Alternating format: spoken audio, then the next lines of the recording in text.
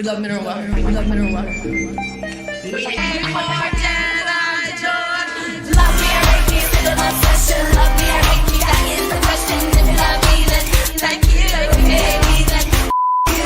Love me or hate me, still an obsession. Love me or hate me, that is the question. If you love me, then thank you. If you hate me, then you. In fact, I need a diet. No, in fact, I'm just too light. And I ain't got the biggest breasts, but I read all the businesses.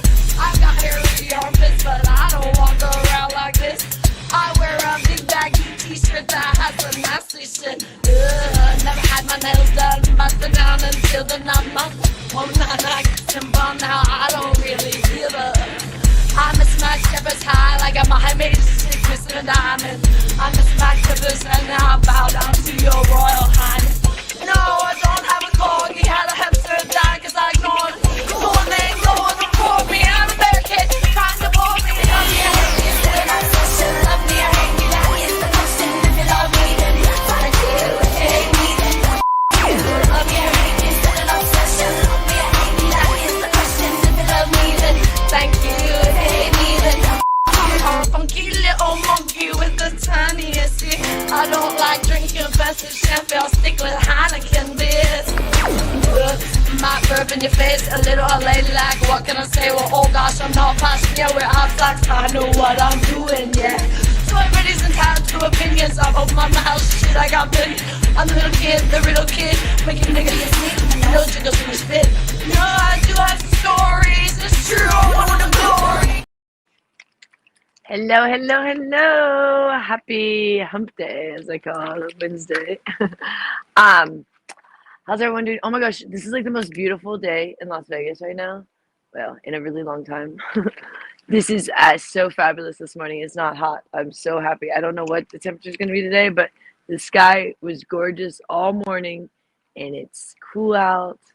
And we've accomplished a lot. We've been up since I think 3 a.m. or something, because we went to bed at 6 p.m. probably. No, actually, it was a little bit later than that. I remember watching it.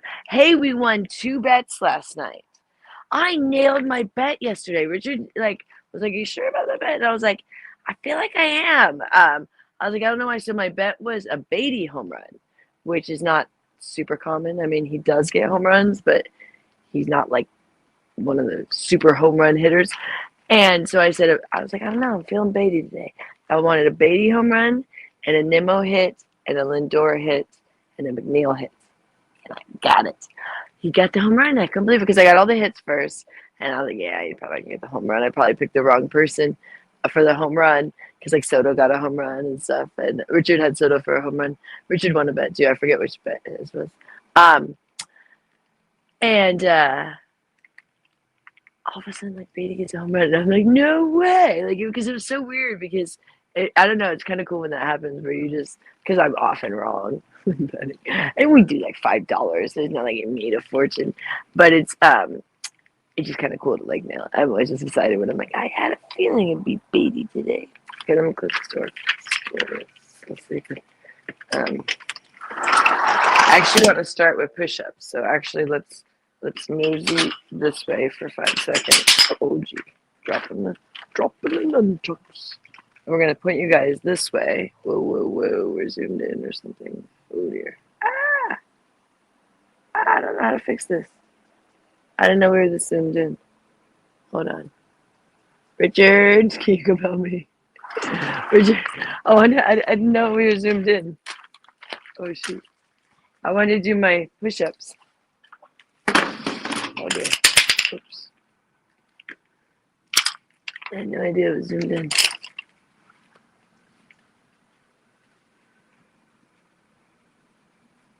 I don't know how to do this. Yeah, this is what happens in New York, you guys. Don't know how to do these things. Okay, so I'm going to do some push-ups. They're not going to be great, so don't be hating. This is only... So last Wednesday was the first day I drank on Tuesday. I was in New York last Tuesday. Can you guys believe that? Last Tuesday I was in New York, and I'm going back in 15 days. I drank Tuesday morning last week. And so on Wednesday was the day that I was okay, I'm not going to drink. And I decided not to drink that night, when I got home. But so now this is Wednesday. So I've made it full week now. So I'm proud of myself of no drinking. And you go, oh great, a week and you're just gonna drink good. Yeah, but still it feels good every time you make it a week. So tell you that much. And yeah, I don't know what'll happen in New York, but my plan is, since I think I'm only gonna be going to New York for about a year or two at most. So my plan is like try to be as healthy as possible before I go, in case I'm unhealthy in New York. So that's kind of my game plan. So that's what I'm doing here, is I'm trying to get back in shape here because I've only been back from New York for a week, and I was drinking for 2 weeks, and when I drink, I don't do well with my health. So I'm trying to do 20 push-ups, but don't be hating. They're pretty bad right now. Okay, here we go. All that prep for now.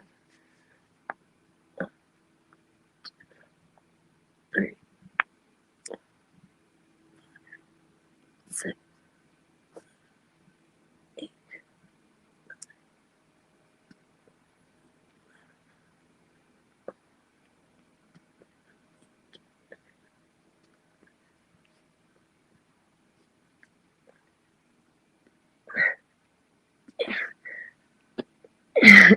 And I know I'm not going all the way down, so don't be hating. Oh, difficult right now. Getting there though. Feeling stronger, even though I'm not probably having the best form yet. But like, I'm feeling stronger. So now I need to flip you guys around. I hope you're not zoomed in still. Okay, good. Now I can flip you around easier. Now we're gonna do some nunchucks. I'll do the push-ups first, so I can kind of wear myself out with the nunchucks instead of with the push-ups. All right. It doesn't take much to wear me out these days. You can get out of shape fast. That's what sucks. Is like, it takes a while to get in shape, but sure doesn't take long to get out of shape. Okay, I'm just gonna do some nunchucks. Not much here. Like I said, it's only a week of being healthy again, so I'm not in my best shape. But all right, I do love nunchucks because it is a really quick, easy workout. Like, once you learn how to, I don't do much with nunchucks. I only do the figure eight, and I'm just doing the figure eight with two, and then I'm crossing them as I do the figure eight and cross them. That's all I do. Richard does the we throw it over your shoulder. I didn't like that because I kept smacking myself in the back, and I was like, nah, I'm getting like bruises. I was like, nah, I don't feel like doing that. So I've always been conscientious of trying to not bruise myself with nunchucks, especially with my line of work. Doesn't look good if you have like bruises, but you can get some bruises. I get myself in the elbow often. All right, here we go. Happy Wednesday, everybody. It's gorgeous today. I'm not afraid.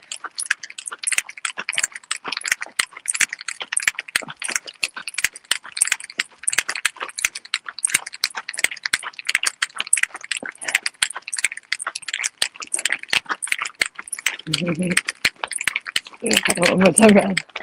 Look it. I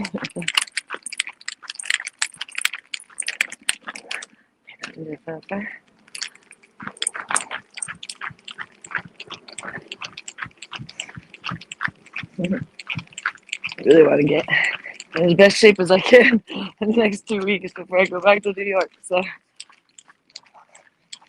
trying. But I'm not trying that hard. I'm not like going to the gym for it. I'm just saying I'm just trying to be more active. Not lay around and eat right. Be more active and eat right.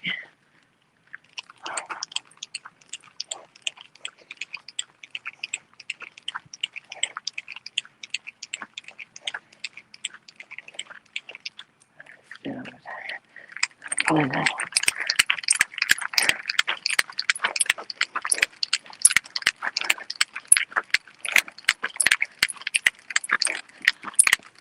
All right.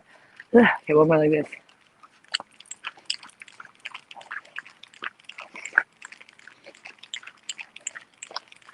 You don't want to push it too much with nunchucks because you will really hurt yourself. Like, if you start to feel you're tired, you want to stop, because next you're going to whack yourself. Nunchucks force you to stop. Okay, I'm going to sit out here. It's gorgeous out here. Yeah, don't you think? Yep, I think it's really nice. Yeah, I think so. I think I can actually just sit out here without any no sun. Like, the sun is blocked by There's clouds right now. That's very rare in Vegas for the clouds to be out. You don't have very many cloudy days here, which is nice, but sometimes you miss a little bit of cloudy days. Sometimes that sun just gets so intense every day. And you don't even want to be outside because it's just too much. So a day like today is just a real wonderful Vegas day.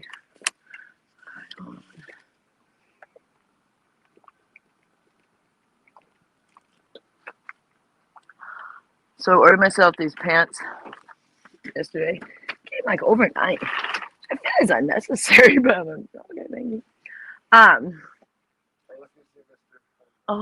like, right in the middle of the night, the pants. I feel like it's like, unless you need it, I feel like it's like working the people too hard, you know? Well, okay, sure. I'll take it overnight. The brand is Rip Curl, which you know is one of those like surfer like brands. I was looking at Roxy. I like Roxy, and those ones popped up. But they're these like loungy pants that I'm gonna wear on the plane. But oh man, they're so comfy. This is gonna be bad news. These are gonna be these pants that I'm just not gonna be able to get out of. Like it's gonna be like, but they're a little bit better than pajamas. I feel like, but I'm like, oh no, they're just too comfortable. I haven't put them on yet because that's probably all I'm going to wear when I get to New York. Oh, dear. But I'm so happy about them because I didn't know, you get from Amazon. You don't know how it's going to, they arrive overnight. I tried them on. I was like, oh, God, these are fabulous. And they were like 40% off, too. Well, yeah, couldn't be better. Like, things just keep lining up with the trip really well. Oh, Richard got my first 5 days booked for my rooms paid for. And he's booking the other ones, but they won't be paid for. They'll be, I pay as I go. But first 5 days are paid for, and then I'm switching hotels several times, which it's good. I kind of like that. I used to really like make a big deal about the switching, but now I can't really show you guys that. But I always take photos of every room I go to. I used to like show me even each room, and can't do that anymore. So, but I do move a lot when I'm there, which is nice. It's a little bit annoying sometimes in the sense because there can be like a gap from when you don't have a room if they don't let you check in early. But it is nice to kind of just change it up for me because otherwise I do get so like, I don't know, I get so caught in routine quick. So like the universe like keeps like keeping me guessing. So I like when I change hotels a lot when I'm there just to kind of like, I don't know, because also I'll be like, oh, I love this one. I don't need to ever change it whenever I get somewhere because I like really get settled. And then I'll be like, oh, the next one, oh, this is even better. You know what I mean? So it's like you don't even know what you don't know, you know what I mean? Until you know kind of thing. So sometimes I feel like I'm so content, but then the universe is like, no, look, Joy, this is even better. I'm like, oh, yeah, that's true. Look at that, because I won't upgrade things. Really, I'll be like, this thing's fine. If it works, if it ain't broke, it ain't broken, don't fix it kind of thing. So I hate getting new phones. So like Richard, I had to take his phone and I'm having to take it to New York and I'm like, oh, this is nice, it works way better than mine. But I would not like go get myself one, and he's gonna probably upgrade mine when the next round comes through with the new phones because we're due for upgrade, but we're waiting for when they come out with the new ones. And so then I'll probably just keep this one. So it kind of worked out this way. So we've like officially like switched phones because I thought when I got back we would switch back, but he's like, nah, you just use that one. So I'm like, all right. It's actually really nice. It's the newest iPhone that they have, I think, out right now. It's pretty nice. But anyways, I don't like the new upgrades because they always do things that I don't need, and then that often slows down the phone. It's not that I'm like anti-technology. I know we need technology, but a lot of times when they do the new thing, so I usually won't do the updates and stuff on my phone, and I often won't upgrade my phone because I don't want it to like slow down.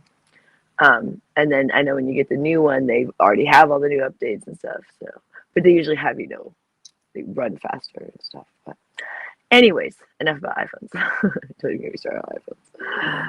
I love and hate iPhone all at the same time, but I would never go anywhere else. I would not get an Android. I used to have an Android when I first met Rich. I had an Android, and he was just like, "You gotta get rid of this." But my family loved iPhones, but they were just too expensive at the time, so we didn't have them. And so, because we were all about Apple. But anyway, so I'm going to New York in, I think it's like 15 days, 14, 15 days, something like that. I have to look the exact, count out the exact days. It is on the 4th. So my plane ticket is booked there. Not coming home, which is the way we always do it. I like it that way because then it gives me a little flexibility to see exactly what day I want to come home. I usually come home on a Monday or Tuesday, but like if I needed to, I could push it out to like a Wednesday. So, but I'll probably book my flight home before I leave, but it might be in New York. It just depends. But anyways, it was just a really good night for us because we won two bets on the Mets game, and we watched it afterwards because I was blogging. I think I was blogging, right? Everything's becoming a blur. It's all kind of starting to blur together because it's like, whoa, so much has happened in such a short time, and now wait, we're already planning for the next trip. So it's like, whoa, like I can't believe I've only been home a week.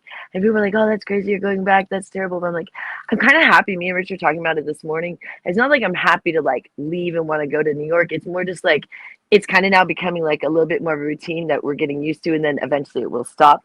But the more we like kind of stretch it out, it almost makes it worse because you know you're going, but it's like, oh, I'm going in 2 months. It's like just go, get it over with, and then be home and then going, kind of like that. And it's not like get over with in like a sense it's a horrible thing. Like it's kind of like something I'm really embracing.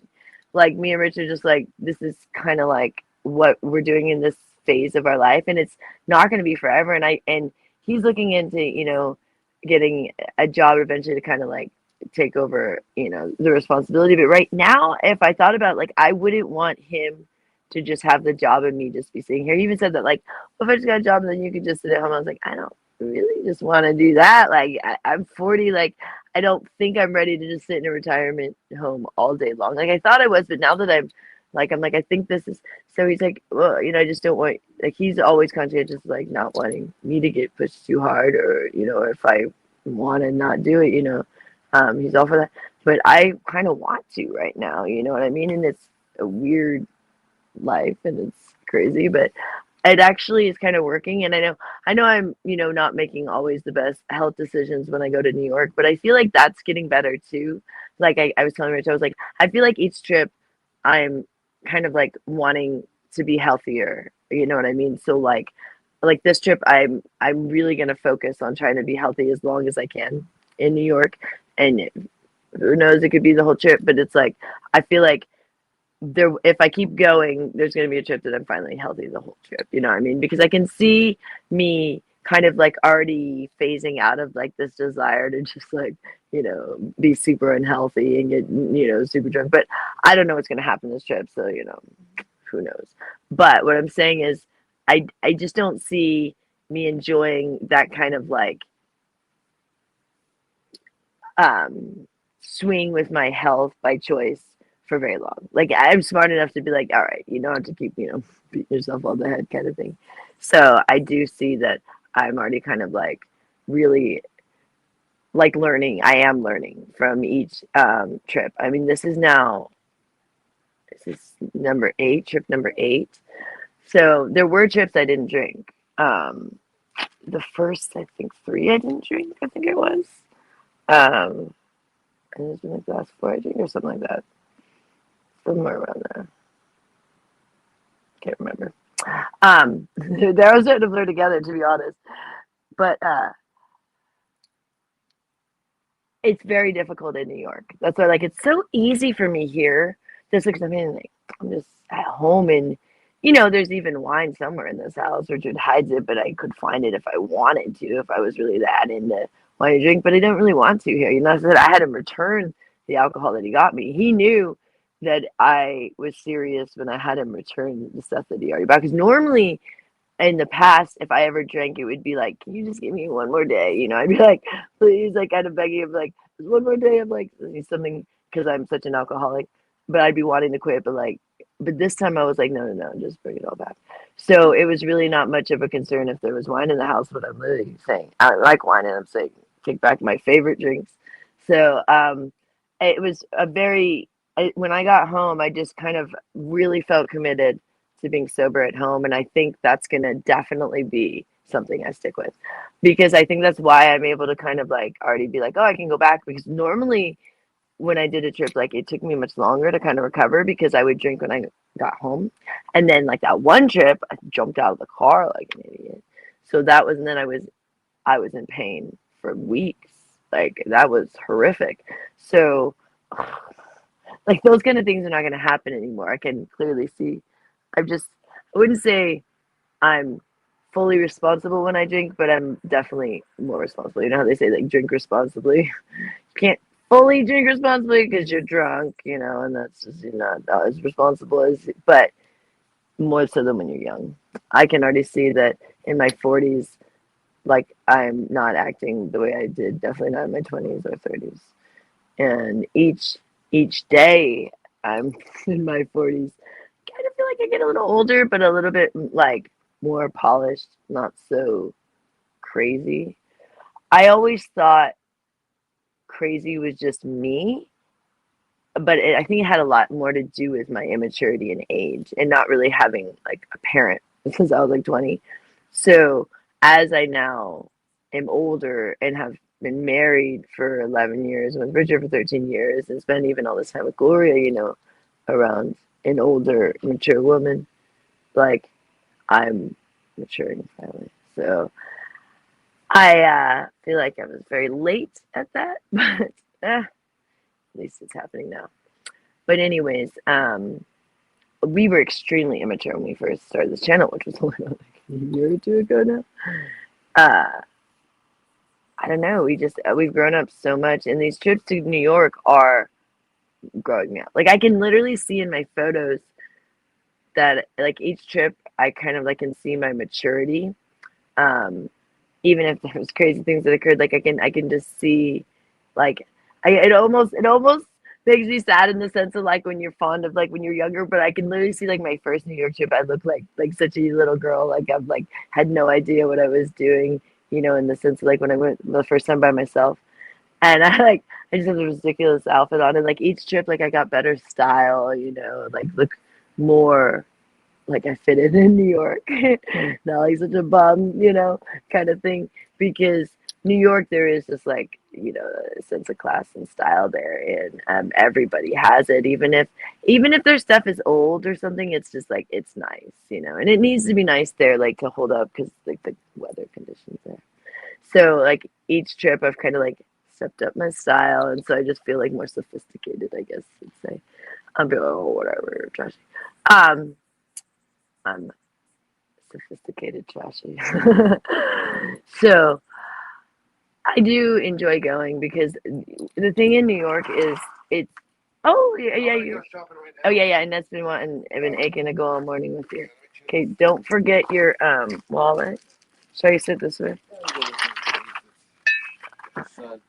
Oh, I might need to get my little umbrella then.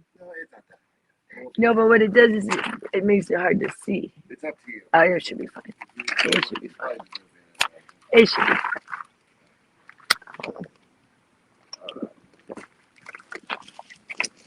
And that's been wanting to go grocery shopping like all morning, but we're trying to get the blog set up. So, yeah, let's get started. It should be nice. It's kind of nice. Oh, there's a hummingbird. Hi, Molly.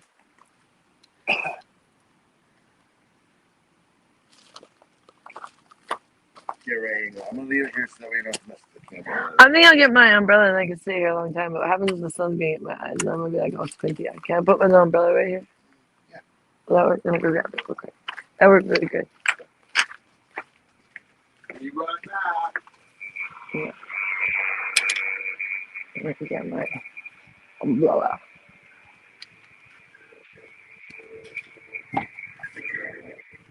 I like Casper.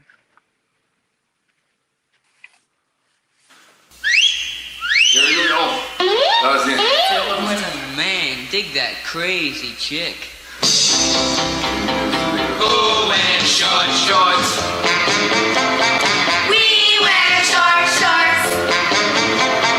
Who wears short shorts? We wear short shorts.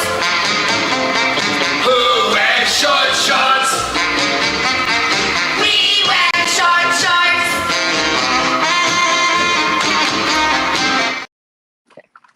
I don't know how to zoom out.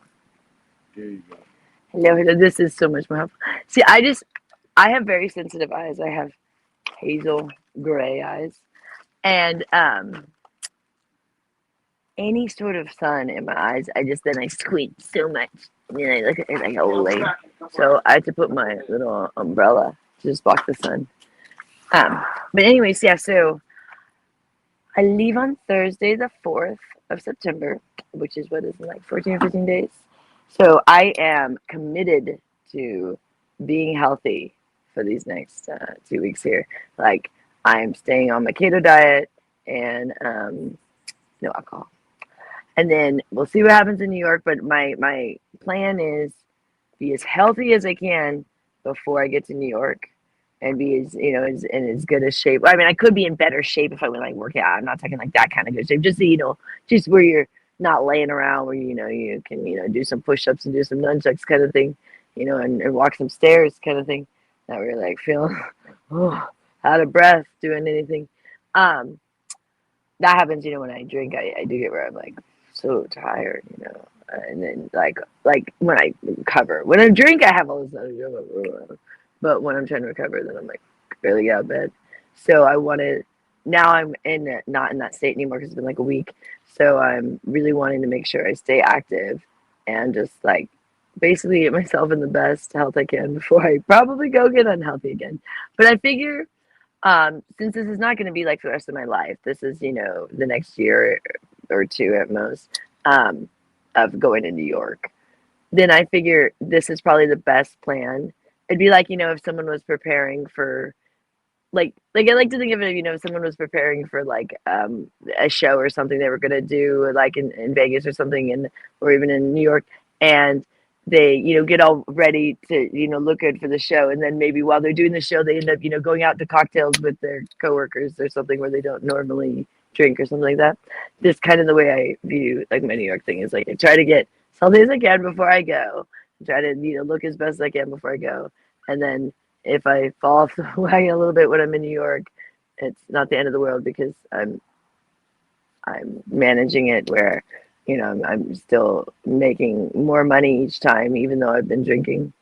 So if I was making less money, then it'd definitely be a no. But each time I'm making more money, so it's kind of, but it's, of course not the best thing to be going and drinking. But it's fully my decision, and that's what makes it difficult. Because like here is much more me and Richard kind of make the decision together. Because like, well, it's not really good for you to be drunk around the house with Gloria and that. It just doesn't really, it's not really conducive to the environment here. But in New York, it's just so like allowed, so common, so like. Can you guys still hear me? Let me see. It's still hear me. You guys still hear me? Yeah, can you guys still hear me? Can you guys still hear me? Okay. I hope you can. Okay. Can you guys still hear me? Just make sure. I'm trying to look at the comments real quick. Okay. But it tried to connect to my ears in the car, so I want to make sure it's still connected to you guys.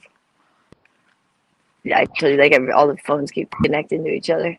That'll be nice when I go to New York, so my earphones will connect to every other device when I walk around. I haven't even wearing them at home because they keep connecting. Because our phones right now are kind of linked up because of this whole issue where we had to switch phones.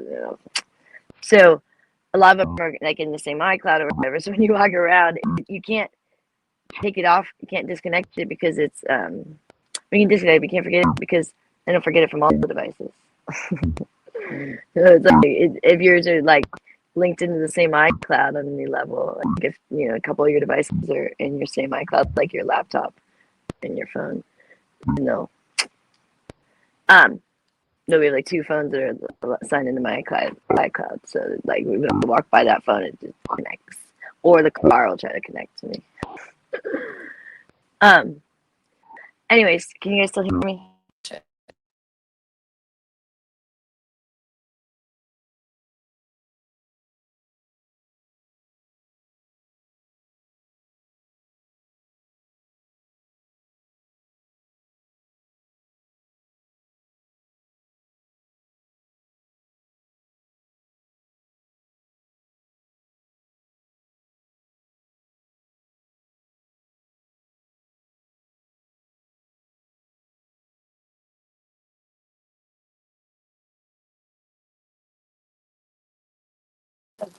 My ear thing turned off.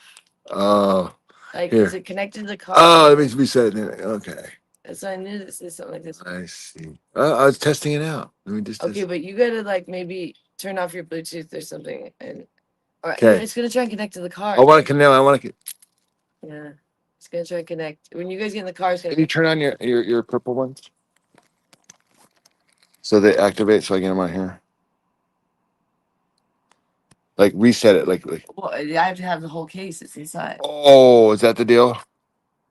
Okay. I'll do it from the inside. Okay. Yeah, go get the case. I'll show you how to do it. Sorry, I was messing with it. Can they hear me at all? Yeah, they could hear you until when I. Can they hear me now? Yeah, I think so. You guys hear me now? I'm trying to deal with this stupid microphone. I mean, not my. Oh, hi there. Oh my God, the hummingbird's right there. Hi, sweetie. The ear thing keeps connecting to all the darn devices, including the car.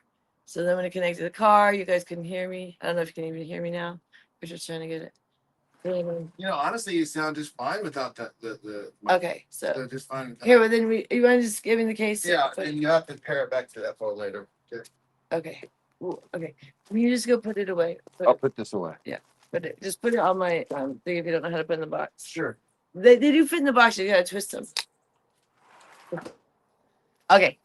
Those new headphones or ear pods, whatever. Are weird trying to put them in the box. So you know, like it's like you're like, how do these fit in here?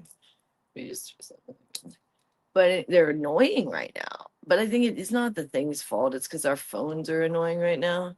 So, I mean, the ear pods can only do so much if you have like your phones all connected to the same thing.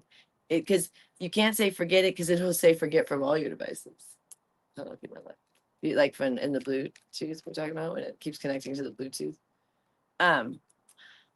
All right, so this is such an amazing day. I don't know for anybody living in Vegas, like Amanda Panda, she might still be asleep, but when she gets up, she will. This is just a fabulous day for all you people in Vegas. You're gonna enjoy today. This is just like one of those rare, really nice summer days because you rarely get clouds in the summer in Vegas. I mean, that's weird.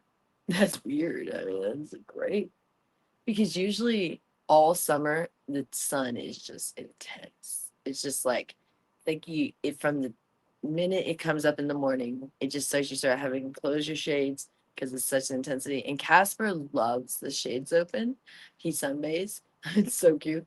And so Richard often closes them.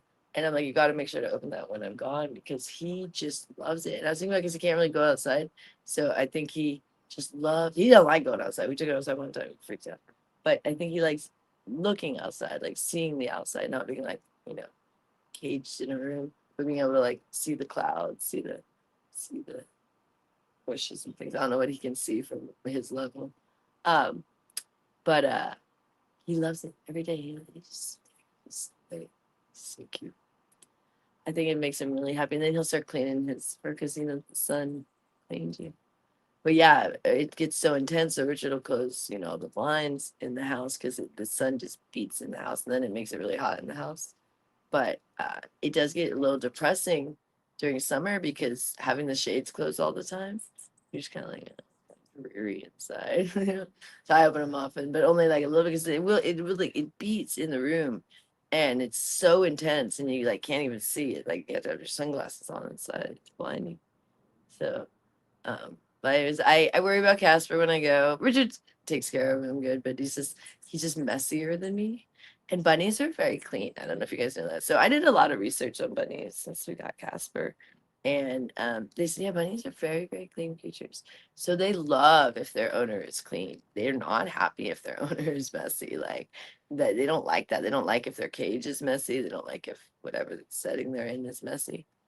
Casper basically owns the whole room. So try to keep the whole room clean for him.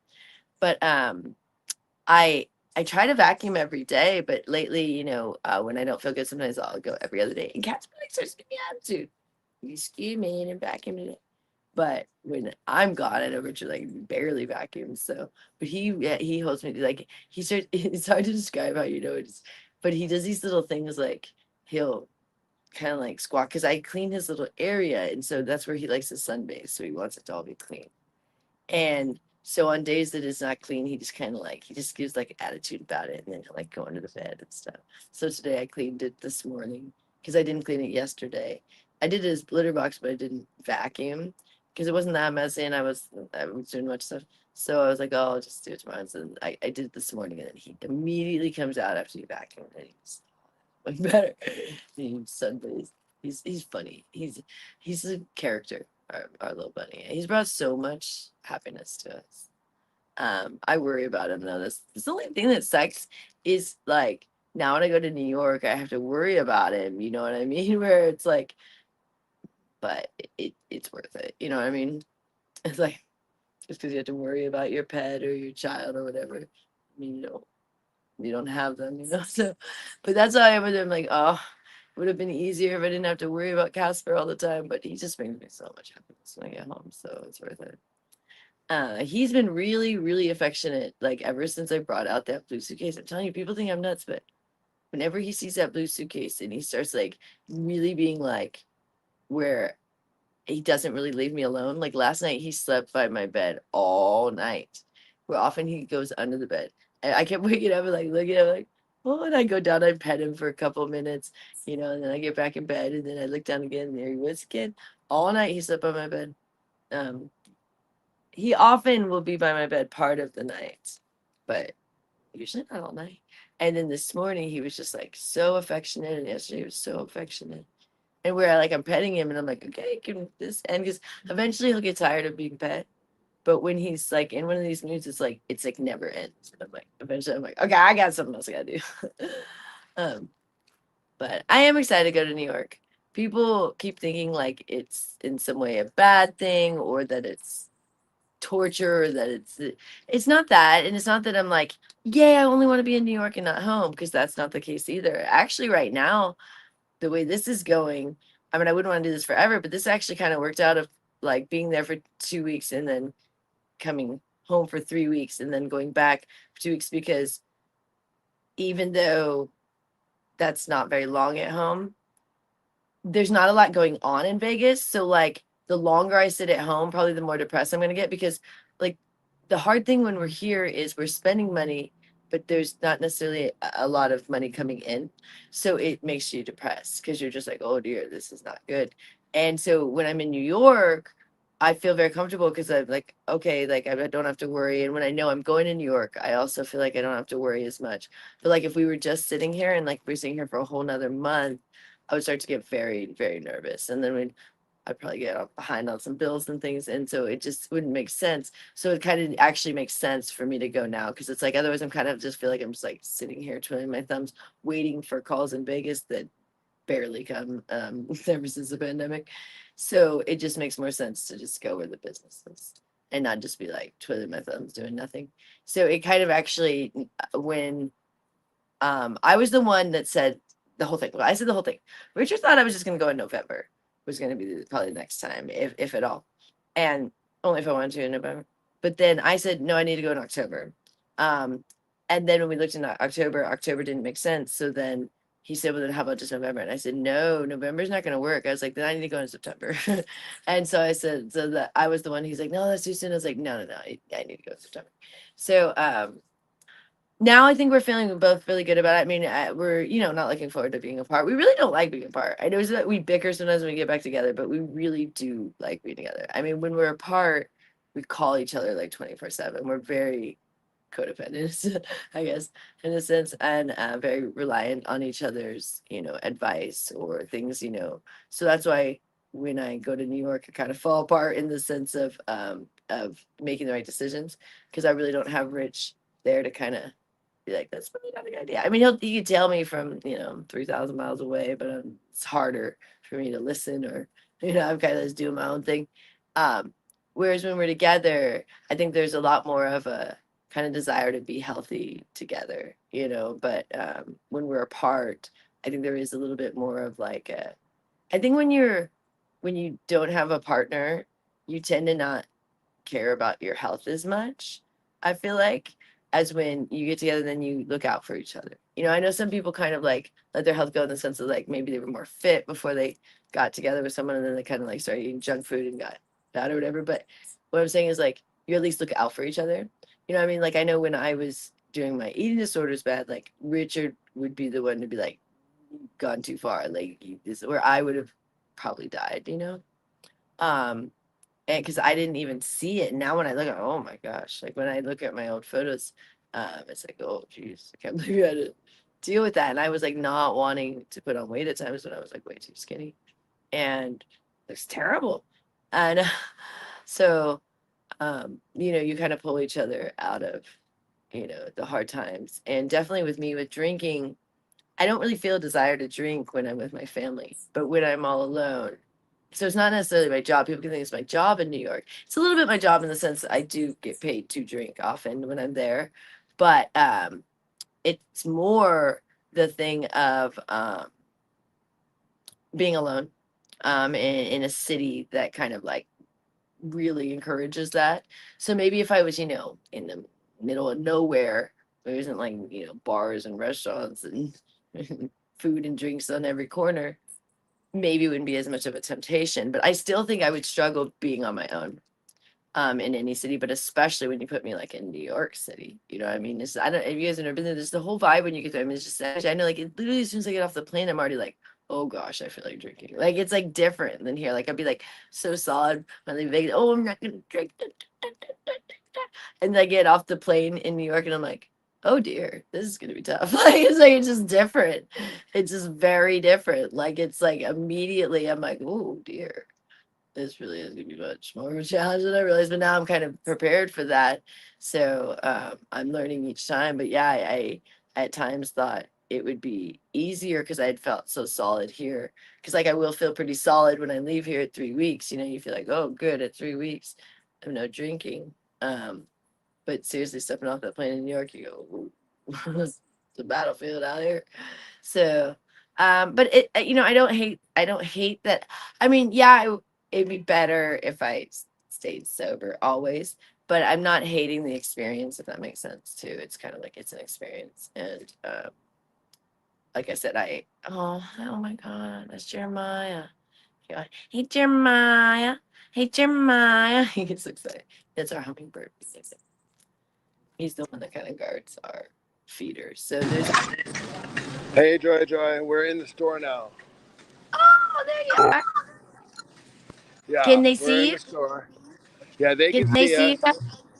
Oh, Yep, good. yep. There's Richard and Annette. They're shopping, doing the grocery shopping today, which is that actually isn't so helpful. You know, at times I'm like, I want to get out, thinking I want to like go to the store, just kind of like get out of the house. But then I'm like, why go to the store? It's one thing I always get irritated with everybody in the store. I'm just always like trying to, you know, avoid people, and someone always irritates me because, you know, me. And then I always see like there's this like at the one store there's this one kind of creepy dude that always kind of hits on me, which he's always there. It feels like it's every time I go, and then I also get irritated because people kind of like are like, oh, you're back again, because I'm going like every day. It's just like it just like looks weird with the amount of stuff I'm buying. So there's all these things, and then I'm also challenged with going and buying all this food when I'm trying not to eat it or trying not to drink, you know. So I was like, you know, I should just let you guys shop. I mean, there's so many things that fixes for me. And it really has helped. And one day I did go, and that day was the day. Later in the day, I ended up eating some junk food because there's something about when you have to go and you have to shop and you're picking things out and you think, oh, this isn't affecting me. But in the day, you're like still thinking about that, you know, thing you saw in the store, you know, or the thing you bought for Gloria and Annette or something. They're like, oh, geez, a little pastry or something. Whereas if I'm not there picking it out, you know, paying for it, looking at it, you know, putting it away, they don't think about it all day. You know what I mean? So it is very helpful. And but it is hard because I have this tendency to want to, part of my thing of a little bit of staying active and stuff was doing things like going to the store and stuff and getting out and going and doing a bunch of chores in the morning. But now me and Richard are doing the chores together. And not that he doesn't trust me, it's just more like, why put yourself in the temptation of like, because in the past I did struggle when I got back from New York of I went and got alcohol a couple times when I went to the store, or when I went to go do an errand, I stopped at like a gas station and got alcohol. So even though I don't see myself doing that now, it is kind of nice because it's like, yeah, why even put myself in that situation? Does that make sense? So it's like I'm just not going and doing these things, but that is a little bit of a challenge for me because now I'm like a little bit having to be like, not that I don't have anything to do, I have plenty to do, but sometimes like getting out of the house and kind of being a little more active. Now I'm kind of like laying around a little more. But I think like these things are good because that was kind of just trying to like busy myself. And I don't know. And I had like this real like speedy energy because that's like how my mom was. She wasn't on speed, but she was taking the antihistamines that had the ephedra, which they ended up taking out, which was kind of like speed or basically speed.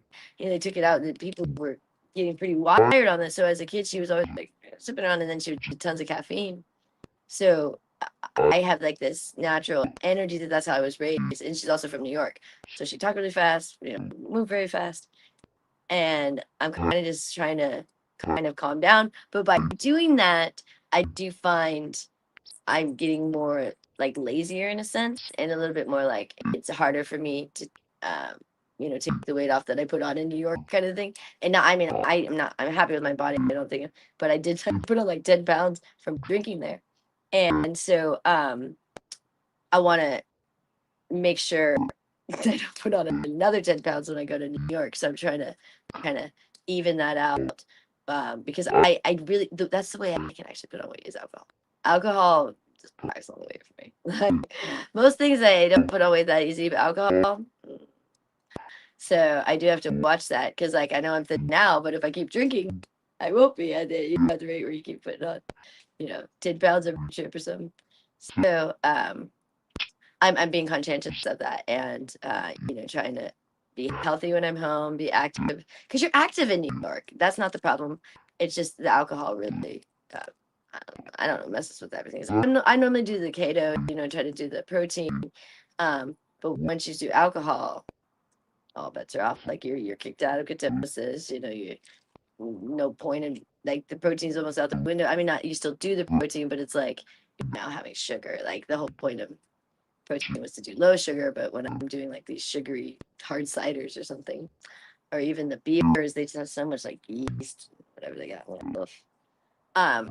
It's not good for your stomach.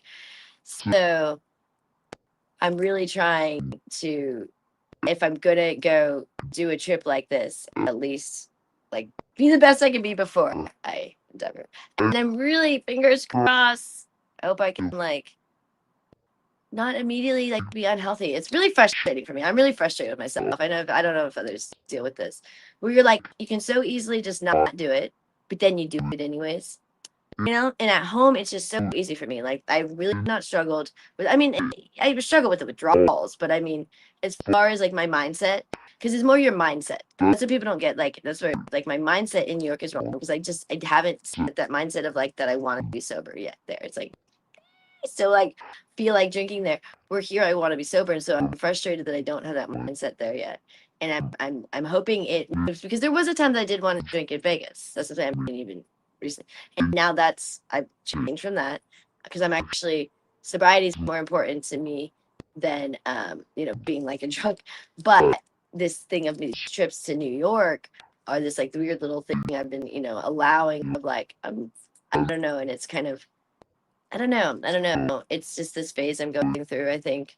And I don't want to go through it forever. I mean, for one thing, I'd be so unhealthy and I'd look terrible. So I really can't. I kind of feel like if I do drink this trip, it might be my last trip drinking because when I look at my photos and stuff, it's just kind of like this, kind of like downward spiral of like I was looking better and now like I can see each day that I drank like on my trip I could see like because I only took a handful of photos this trip and I could see like each day I looked worse. You know what I mean? Like even like when I first left Vegas I looked good enough. I was looking okay. I wasn't looking great even then because I drank not that far. It was 3 weeks prior to that. But when I left Vegas, I had like a certain look, and then literally as soon as I knew that I had drank, like when I saw my next photos, I was like, wow, it was so drastic. Just in my whole demeanor, everything, like the way I even was smiling, like everything changed in a less positive way. Like the first photos looked a lot better when I was sober. So it's just like little things like that start to irk me. And I'm very into, I like taking photos. It's kind of my thing. It's become my thing ever since I started getting healthy. I started taking like daily photos because prior to that, you don't have to take photos if you're not feeling good about your body or your looks. But if you start like getting healthy, every day you like are like, wow, I feel like I look better than the day before. So you start taking, so like when we first started getting healthy back in like 2016 or something, um, we didn't look good, but we thought we did because we were feeling so much better than we had looked. You know what I mean? And so it was like each day we were just taking these photos as if we were just like, the best looking people on the planet. And we were just laugh now because at the time we really, really felt great about ourselves, which is really good to have that positivity and that, but when we look back, we didn't look that good. That's why it's funny, but we were getting to where we wanted to be, you know what I mean? And then we got to where we wanted to be, and then we kind of took it too far. We got too thin. It wasn't really intentional. It was we got too thin by being in Panama, by swimming every day. Because on this diet, you can't be that active, otherwise you're just gonna get way too thin. So we were doing this protein diet and swimming every day, which just keeps so skinny.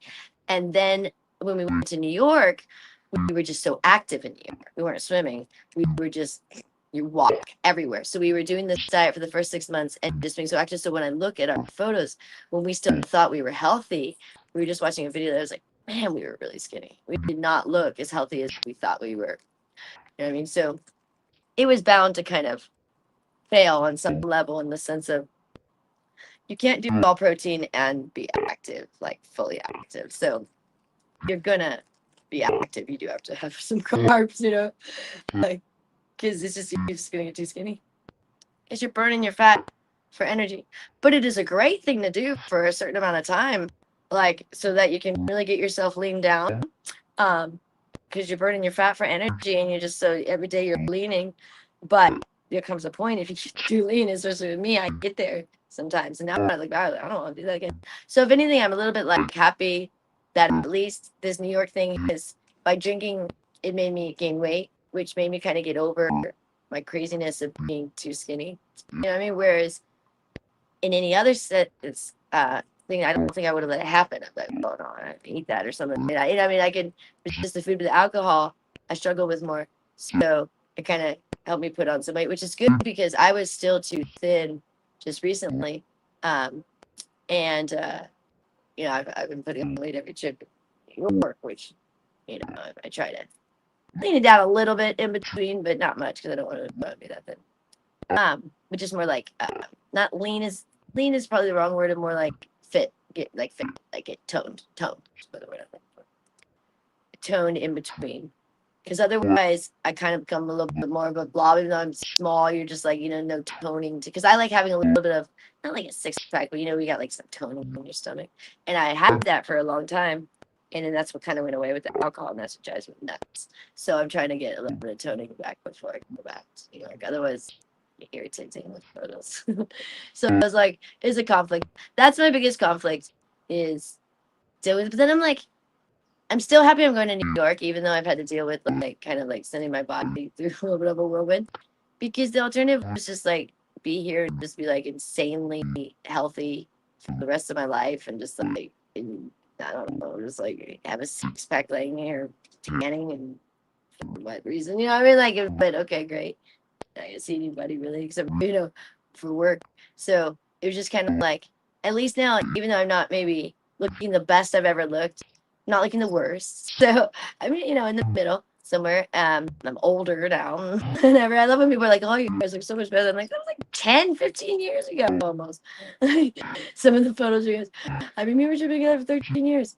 So it's like some of them 13-year-old photos. Oh, you guys look so much better and healthier. Well, you're 13 years younger. Some of them, like even some were like 10 years old. This is funny. Yeah, sometimes we forget how old we've gotten together, because you do forget, like, you think you're still the age you were when you got together. This is kind of the beauty of being with someone for a long time is that's why sometimes you act a little childish, because you forget that you're getting older. Whereas if you are still single, I think you're a lot more aware. Like, oh man, my clock is ticking. You know what I mean? But when you've been with someone for like a really long time, then you kind of just remember that the age is like that. No, no. Hey there. I'm just here at the grocery store. We're about to check out. Oh yay! Yeah. I love some big burgers. Cool. Did you get the 90-10 this time? We'll be back in a second. I still got some of that 85-15. I'm not a big fan of that. I think it was on sale though, so it was good that you got it on sale. But I don't think Richard said he didn't mean to, and that grabbed it because Annette is such a good little shopper, but it's really hard to get her out of a routine. And sometimes she'll go back to a different routine than that, because we change it. Like, for a while we were buying the 3-pack of the 85 and the 3 of the 90-10. So she did that, but we haven't done that in like months. And so she did that yesterday, but it worked out because they actually had the 3-pack for like $20. Great. 3 pounds of 85-15 pack, $20 at Smith's. That's not bad. That's not bad for organic. You get it grass fed. But and I grabbed that one, and then the 3 of the 90-10. But then Richard ate one of the 90-10s. So I ate the 85-15. It was too oily for me. I don't know. I don't like it. But no, they don't know. So I am feeling much better about like I'm not craving sugar or anything like that.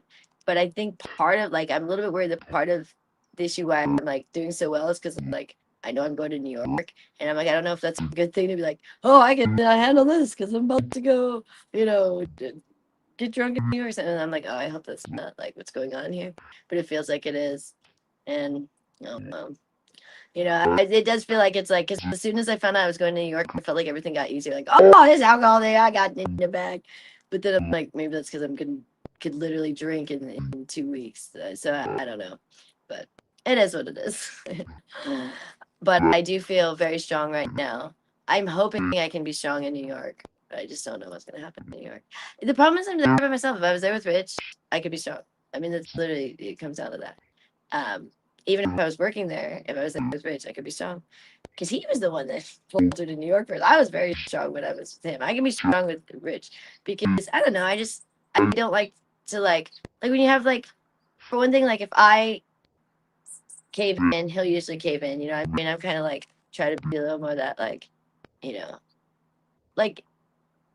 it's one of those things if you cave in, you're gonna make the other. But when I'm in New York, no one is affected. Does that make sense? So it's harder there because it's they're all here. They don't really care as long as I'm safe. I mean, Richard would prefer probably don't drink, but he knows, I'm probably gonna do it if I want to. Or I am gonna do it if I want to.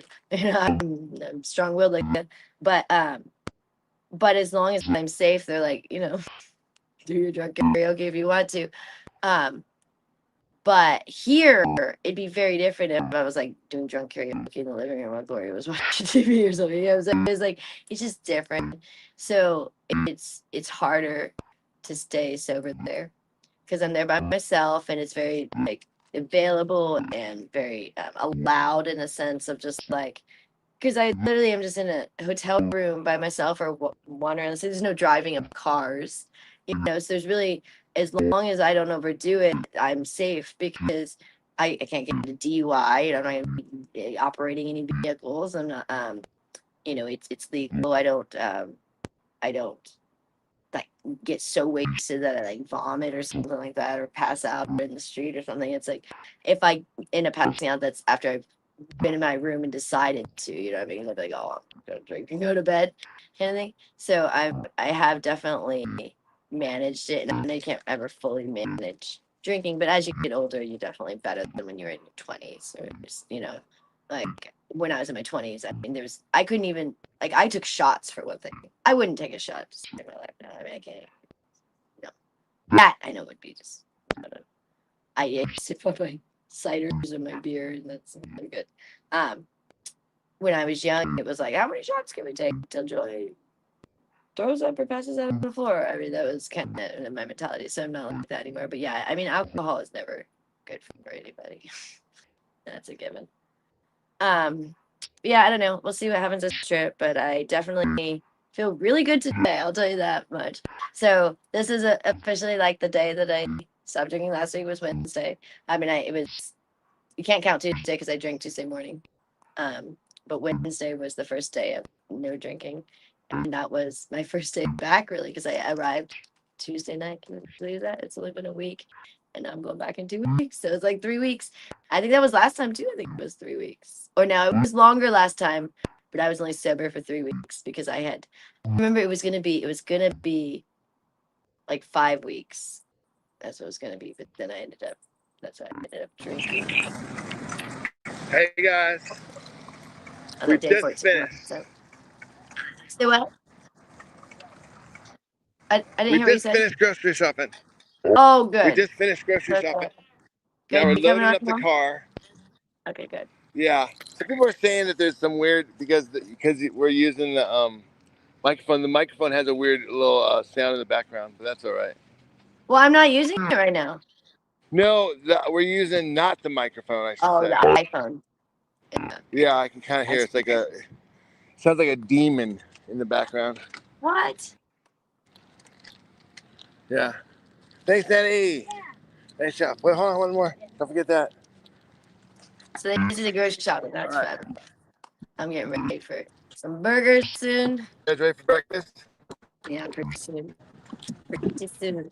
I'm not dying for it. That's what's great. Like when you first start this back on this diet, oh, you're like dying for your meals. And the first day or two, oh gosh, even like day 3.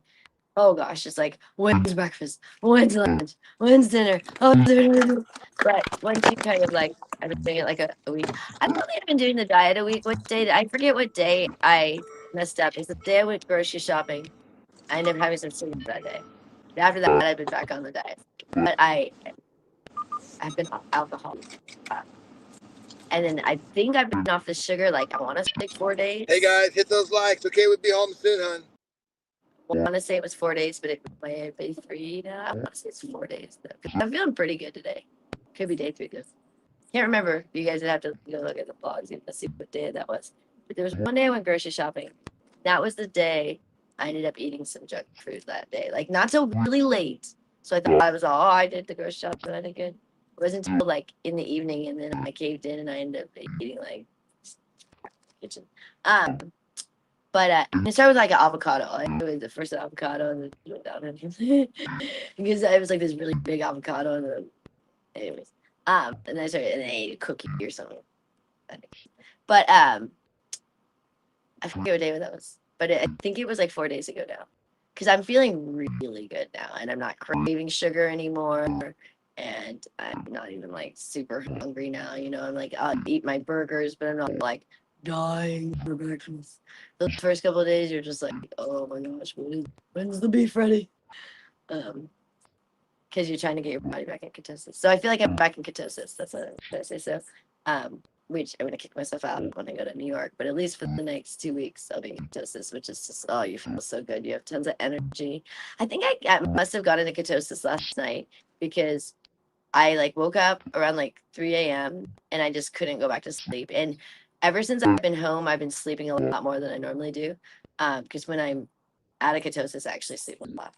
But last night I just felt that I must have, because I just like at 3 a.m. like woke up and then I was just like awake and I was just like, I don't think I can go back to sleep. And then Richard ended up getting up, and so then I just started like doing morning chores, like cleaning the kitchen, cleaning up Casper's thing, you know, his laundry, you know, litter box, all that stuff. And then I was like, we should do a vlog this morning because he was going to go to the store. And I was like, I just have this energy. So I think I literally must have kicked myself into ketosis like today. So I don't know if it's day 3 or day 4 without sugar, but it's probably day 4 since I'm in ketosis, but I don't even remember. But yeah, it's definitely, I haven't drank since Tuesday in New York. What was that day? What was it, the 11th or 12th? I think it was the 12th. What is today? 20? Say the 20th? Yeah.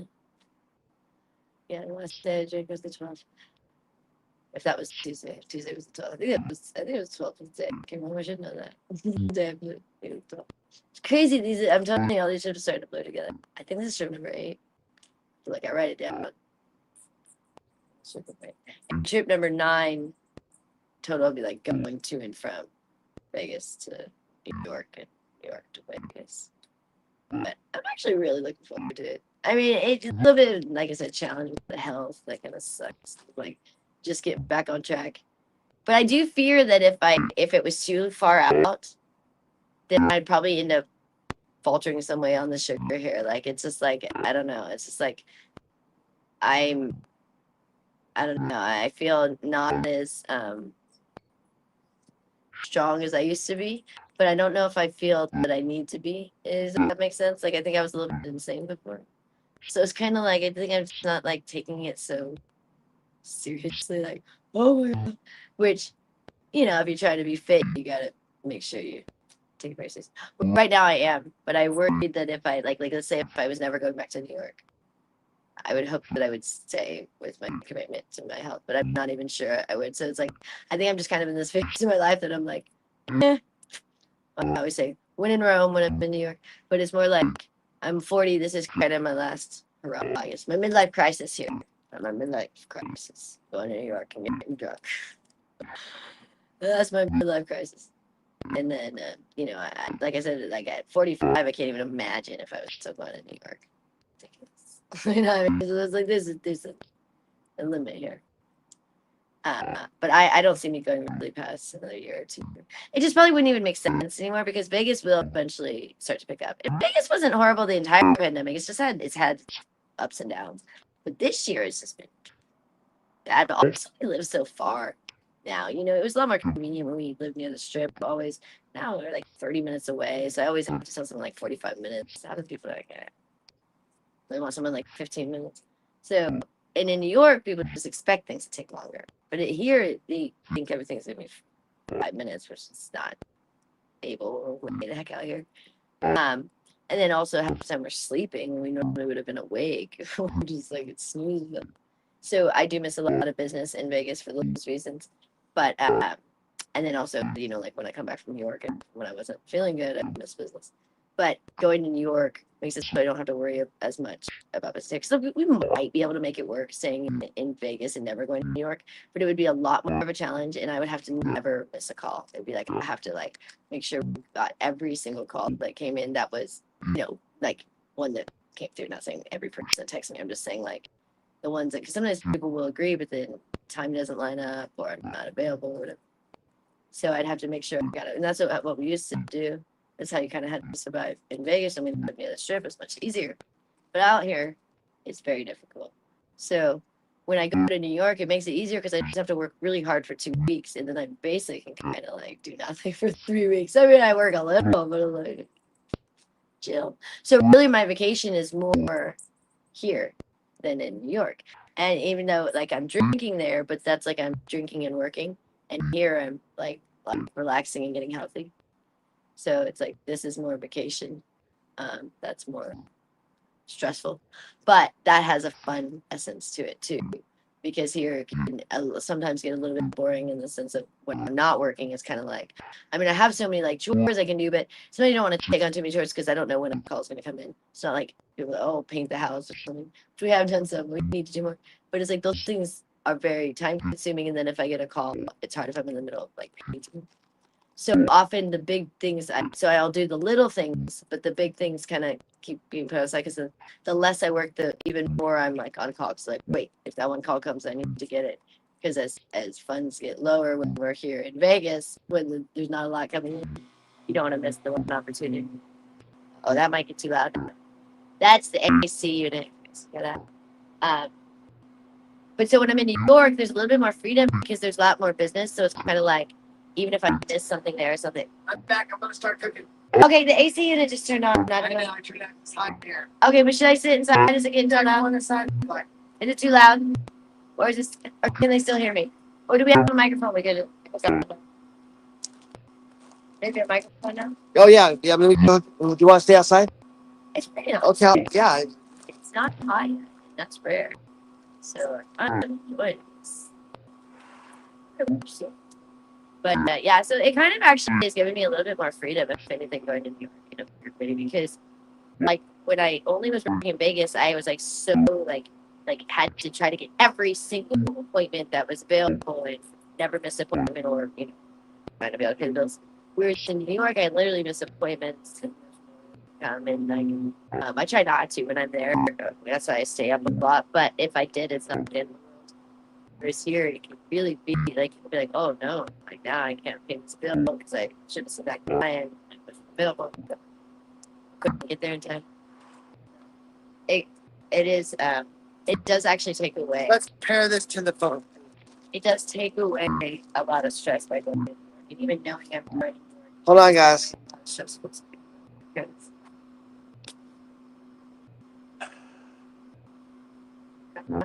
Let me go here. Oh, there they are. Great. Great. Now you're connected. Put those in.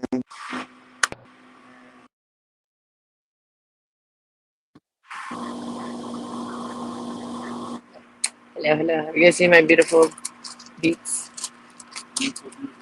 I love these. You should got me these ones. We're using it as the microphone. Last time I was in New York, we returned the other ones. These are so cool, but they're actually hard to put in here because they're a little dilly dally.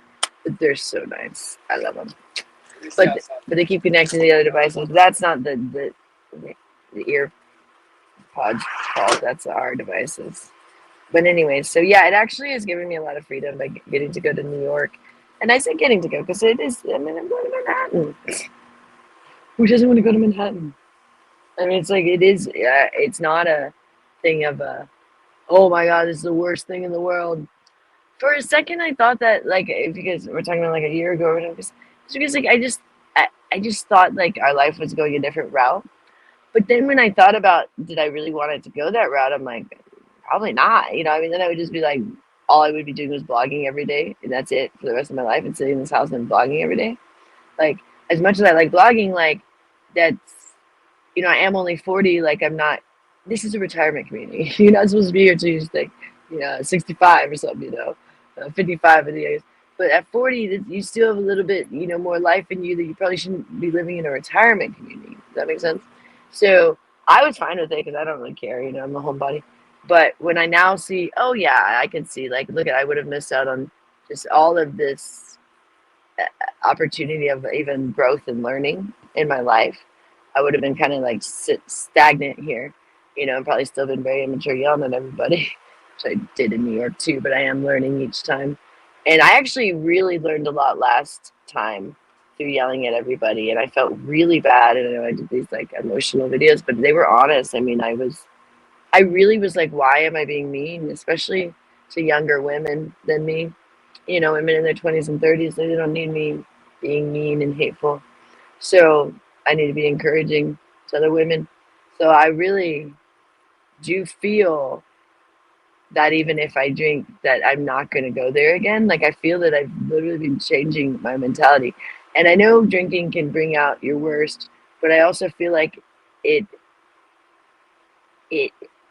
being awful when you drink has probably a lot to do with that you didn't deal with things. Does that make sense? Like the more I deal with things, the less angry I get when I drink. You know what I mean? Because I'm like, oh, I was actually angry about this. It wasn't just the alcohol that made me angry. The alcohol didn't help, but alcohol was showing I was angry at this thing. So as I get rid of my anger with things, work on myself, then I find when I drink, I just, might act a fool, but I'm not like so angry. But last trip I was still angry a bit, and then I felt like I kind of got that out.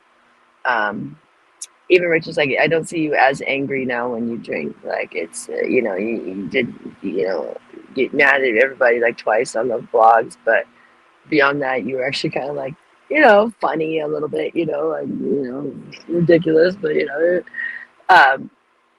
so I am realizing that with me I tend to block a lot of things out because I had a lot of trauma as a child and even in the military and stuff, and so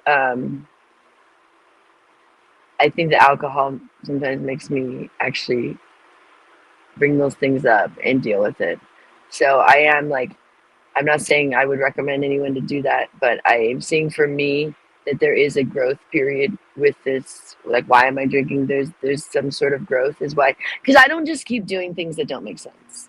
I'm not someone as like I've quit alcohol many times because it didn't make sense, and I kept making horrible decisions every single time and hurting myself and some of, and so it didn't make sense.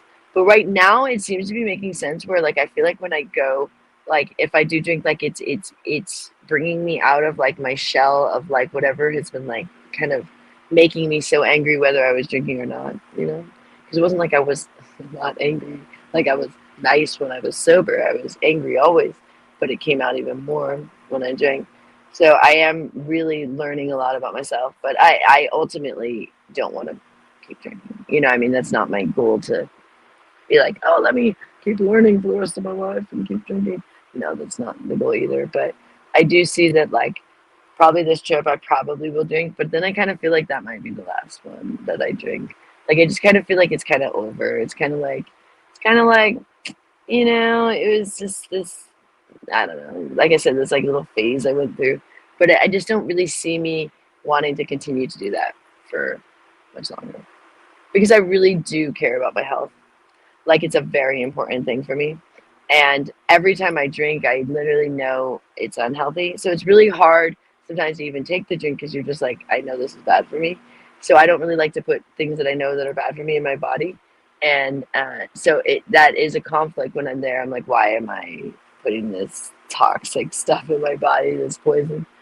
So I know that that won't last long because I'm just not that stupid in a sense. Like I'm not that dumb to keep being like, oh, don't worry, I know I'm looking like crap and this is making me feel like crap, but let me just keep it. You know, there's a limit. So maybe it'll be this trip that I don't. That would be great. I've been going back and forth about it. I try not to. It's only 2 weeks out, so it starts to kind of already play in my mind. You know what's going to happen when I get to New York, but try not to focus on it too much because then I'll get, you know, too caught up in my head and just be like, just deal with today, you know. But it does start playing, you know, the scenarios. Oh dear, you know, what about this? What about that? Like, what things are like triggers to make me want to drink when I'm there. But like I said, the biggest trigger is just when you first get to New York because it's just something about the energy of that city, at least for me. But it is oh my gosh, oh, so cute. This chicken you guys that. I love our hummingbirds. We have a bunch of them. Jeremiah is the main one. He's so funny. He guards that little feeder. But yeah, I'm actually, I really, I mean, I want to say I'm actually okay with going like this soon. Like I actually, the more I think about it, I'm happy it's September and not October. Like I'm actually like, okay, and then I'll come home for October, then I'll go back in November, and I'll probably go back in January. And then I don't know after that. Like I'm not really even planning past that. Those are the ones I can foresee will probably happen. But maybe after that, maybe that's it. I mean, that's what I'm saying. It could end anytime. It could end any trip. Like this could be my last trip to New York. It could be that way. Like it could be like all of a sudden Vegas turns around. I mean, it's unlikely. That's what I'm saying. So I'm trying to enjoy each trip because it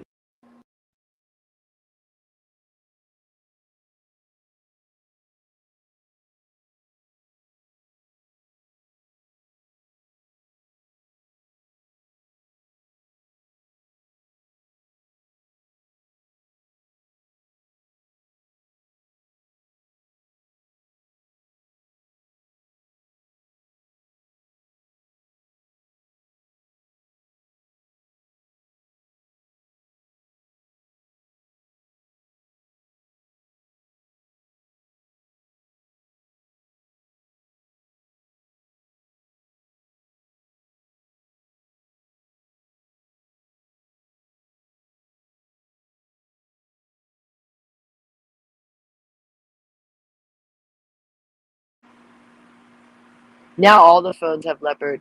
Richard's going around with his leopard. Yeah. Why don't we see if we can do the white ones for the blog? Maybe those ones won't connect. But anyways, Richard now has to use both of the cases now are leopard.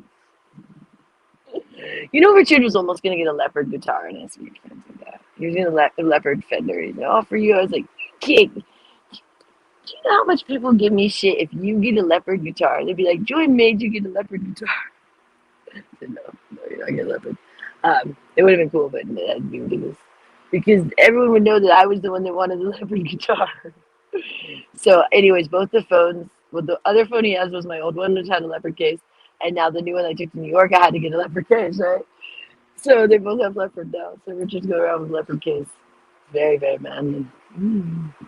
Um, and they're not like manly at any way either. They're like leopard and pink, and mine has roses and cherries, and the other one is like pink and all different colors. This is like the most feminine leopard. There's Gloria. She's got a Richard's cooking breakfast. Richard and Annette just went to the store. Annette loves going to the store, but Annette's patience is very, very small. So as soon as I tell her they're going, she's like ready to go. I say, "Oh, you guys can go." I say, "You want to go with Richard? She's gonna go in a little bit." And she's like, "Yeah." And I think that he's leaving pretty soon. And then like this morning we didn't have to. So she literally kept going, "Are we leaving yet?" I said, "Yeah, soon and now. Hold on." Okay. And she got her bag on and then her shoes and ready to go. And she hates waiting. It's so funny because she's not doing anything. See her. She hates waiting. It's the funniest thing. Because, like, if you don't say we're going, then she's fine. She'll just sit on her bed. But as soon as you say we're going, then she doesn't want to sit on her bed. She's ready to go. So I have to usually not tell her too far in advance. But I thought they were going really soon. But then we decided to do it live. So she was just getting so irritated. So I'm glad they went. She loves going grocery shopping. I mean, she'll turn down a lot of things. We'll ask her, "You want to do this? Want to do that?" And she never turns down grocery shopping. Like, this is the funniest thing. Is always like, "Sure, you want to go? You wanna go?" Oh yeah, oh yeah. Because I think she feels really like that's her contribution. I always tell her, I thank her for doing it because it does really help me, and especially when I'm gone, super helpful. Richard likes having her go. It's easier than him just going by himself. It's just more fun. Taking the sister, and then she does pick out the things that she wants. This makes it easier. Um, I mean, we try to do the more protein, but they get their little snacks, and so we let her pick out what she wants, and she really enjoys it. Like I think she just really, really enjoys it. So that's another reason why I haven't been going, is because like I realized like the day I went, like Annette was a little bummed. Like she really likes going now. I kind of like her and Rich's thing, so I didn't want to take that away from them either. So it's actually just kind of all worked out perfect, where it was like me needing to not go to the store, so I'm not tempted, and then me not feeling well either, because when I first got home I didn't feel that good, and then Annette wanting to go, and then Rich wanting to go, like they're wanting to go, and I'm like, "You guys want to go?" And then I realized, it is kind of fun getting out, but then for me it starts to get annoying because it's like the same routine. I'm like, all right, I'm tired of seeing the same people at the store. If I was going to different stores, which we used to do, but now we kind of just go to the same store because they've been really good about keeping our meat stocked up. What used to happen is they would run out at stores, so we'd have to go to other stores. And we used to not buy the Smith's meat, but now but Smith's is like been so good at keeping our meat stocked up. Like it's been like every day they've had it. I mean, they just have our meat always. Whereas that never happened. Even when we shopped at Whole Foods back in the day, they would run out, and then we'd be so bummed we'd have to go to another Whole Foods, and they wouldn't have it, and we'd run all over town to get our beef. It used to be really hard to get organic beef, but I think now it's a lot more common. But when we first started doing organic beef, it was really difficult. Sometimes we'd have to go to like 7 stores to get our beef. And this is when we had a car, but then when we didn't have a car, we would try to order it, and then it doesn't show up. And you're waiting all day for your food, and then nothing shows up. Because if they don't have it, because I wouldn't let them do replacements, because replacements, they never did the right thing. And then they put ham instead of organic beef. Probably the same for a replacement. It was like sliced ham. No, you guys don't know how to do replacements. Now I think you can choose your replacement. We pretty much do every day, primarily because we like to get the steaks on sale.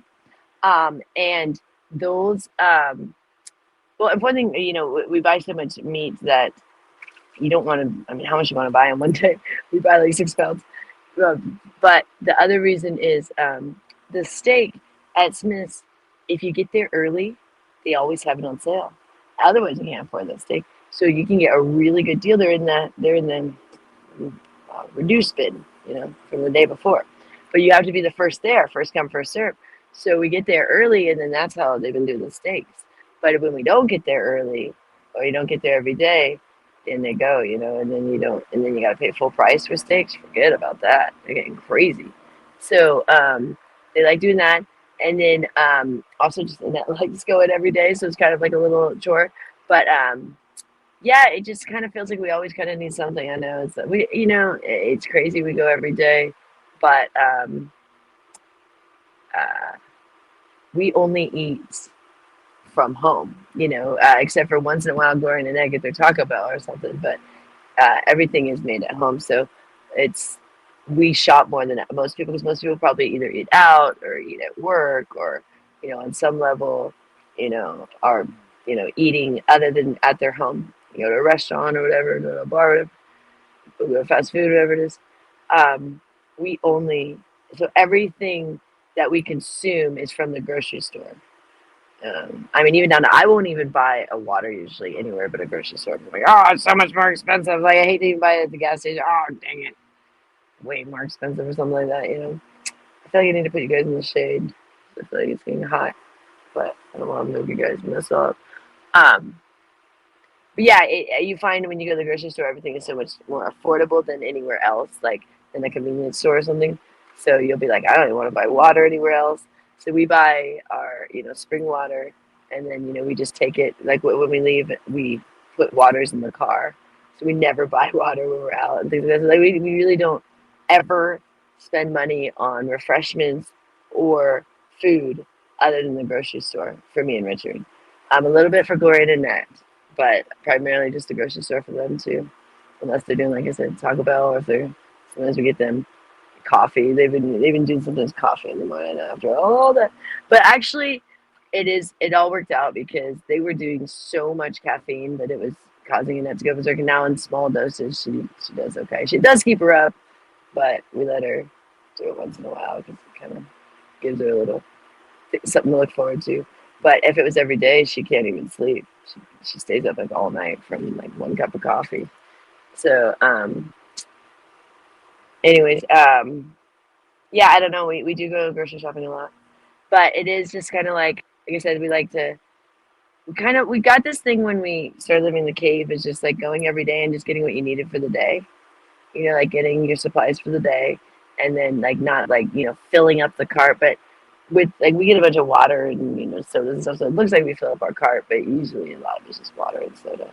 You know, because we primarily just get protein and then a handful of things for the ladies, like some you know, breads and pastries and things and everything they're into. But lately they've just been wanting protein and then like some sort of pastry or something, but not like Gloria hasn't been big into rice and potatoes lately, which we haven't. She's I don't know, she hasn't been wanting those. Rich even made some rice the other day. She barely ate any. She likes her protein, but then she also likes her snacks, like her. She's got something like I don't know, you know, scones or something like that.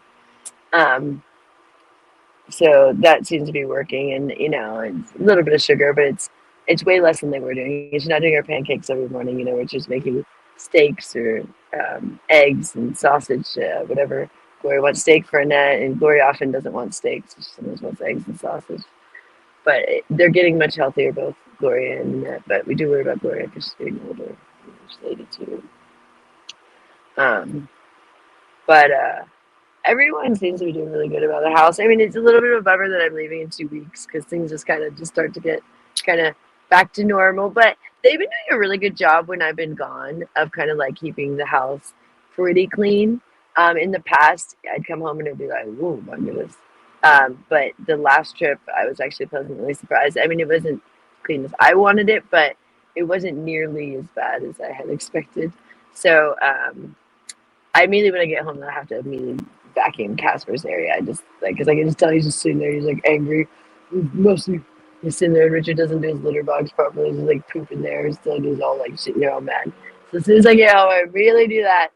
And that's actually what's helped me this time from drinking too, because I knew I had alcohol, but I immediately just started like cleaning, and then by the time I had cleaned Casper's stuff, and I was like even want to drink because I kept like trying to decide if I wanted to that first night because Richard had got it from his ass and to per my request And then just, I don't know, the more I kind of started doing things, I wasn't feeling great, but I was like, let me just finish these chores and just go to bed, is what I thought. And then I'm really glad I did, because I think that's helped me bounce back much quicker. Because I haven't drank in Vegas.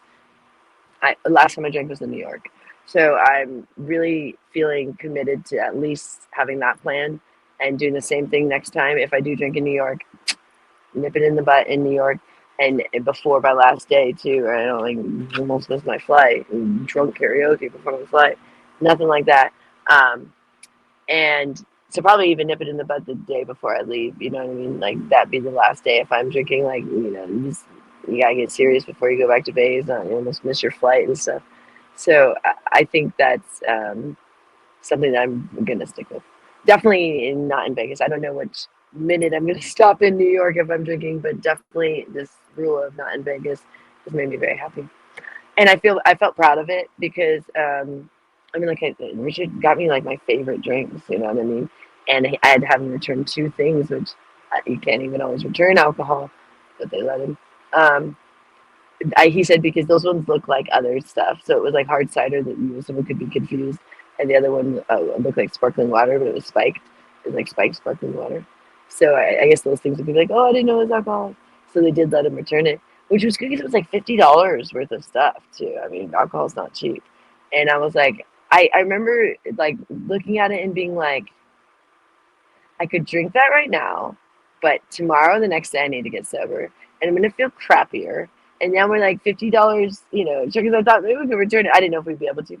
Like, just get the $50 back. I don't need to waste $50. Get more, sick and stuff. So I was like, let me just ride through this, because I knew I needed to quit within like a day or two. So it was like, why delay it?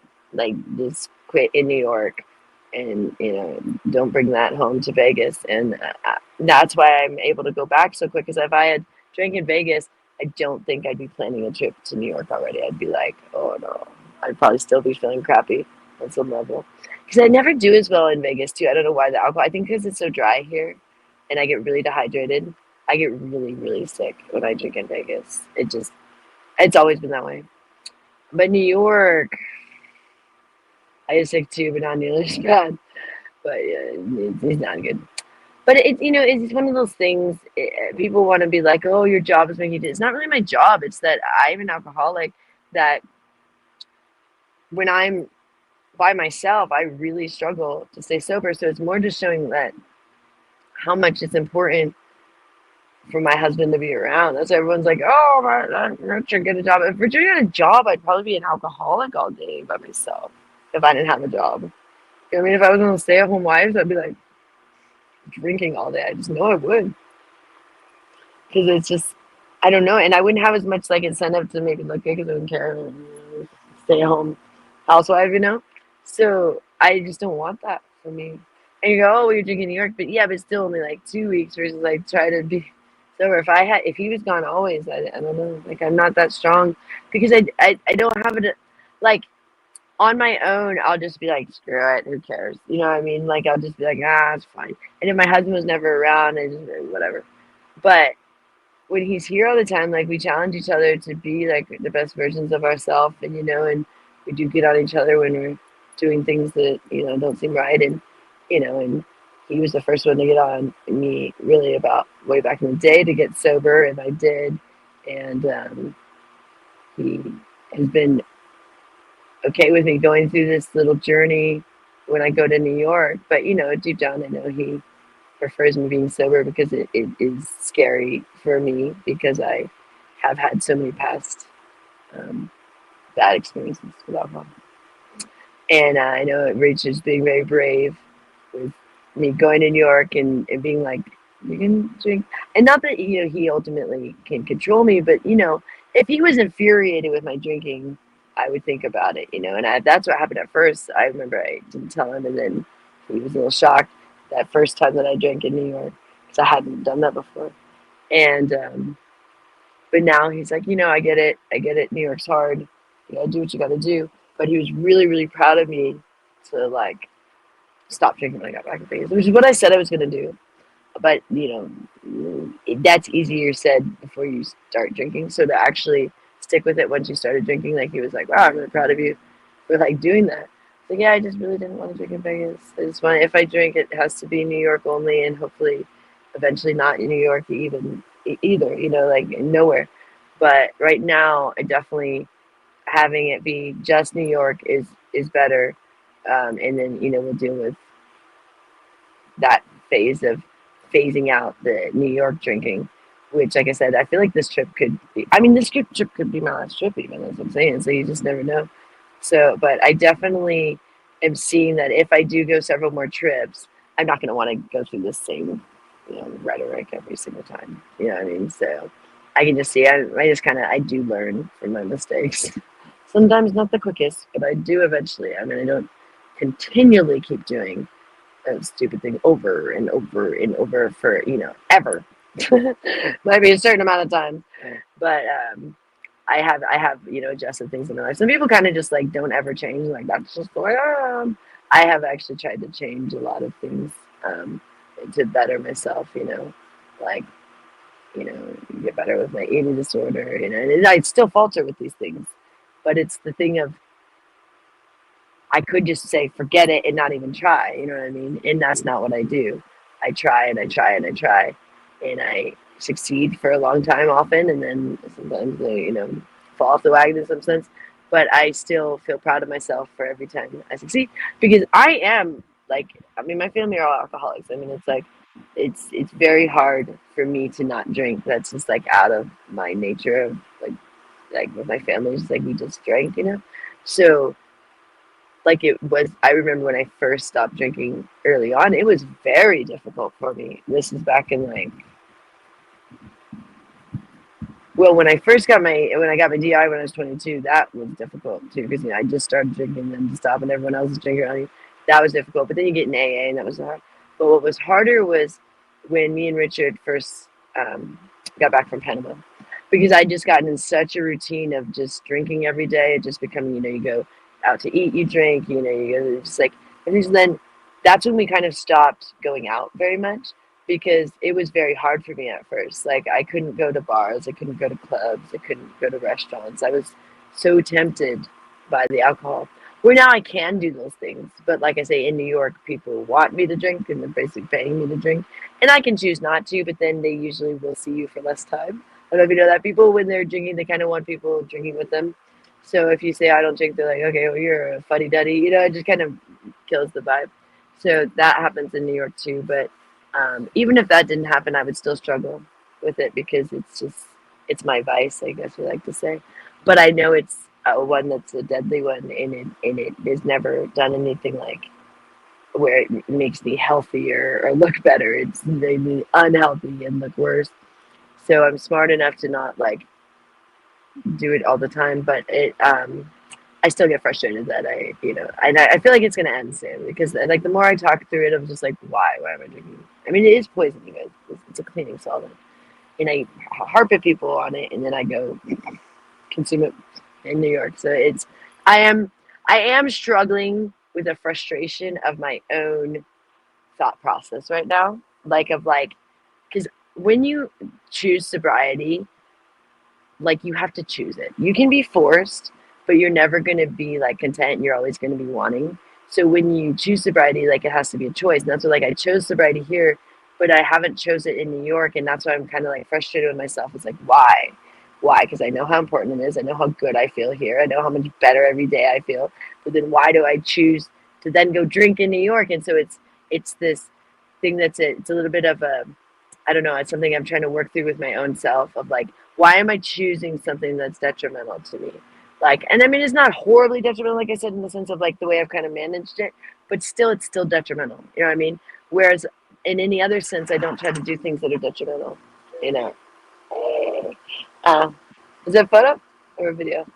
Hello. And so it is a little bit of frustrating thing, because, okay, when I was younger, I didn't always know how bad things were for me. Like I knew alcohol and sugar weren't great, but I didn't realize like how bad. But as I got older and like researched about things, now when I go do these things, it's much harder, because I know it's not good for me. So it's like, if you know that like you're literally pouring poison down your mouth, or like, oh my gosh, I'm gonna eat this sugar and it's gonna rot out my teeth or something, and then rot out my insides, and then it's much harder to even enjoy it in the moment, if that makes sense. So that's why it's not a long-term thing for me, because it's very hard for me to even enjoy like a piece of pizza, because I'm thinking, oh geez, it's not gonna go great. So when I'm being healthy, I can actually enjoy my food when I'm drinking my water. Because that's the other thing is I don't drink enough water when I start drinking, because I drink water all day. That's all I drink when I don't drink alcohol. So it's either water or alcohol. Those are the two options. I don't drink any other beverage. Makes no sense.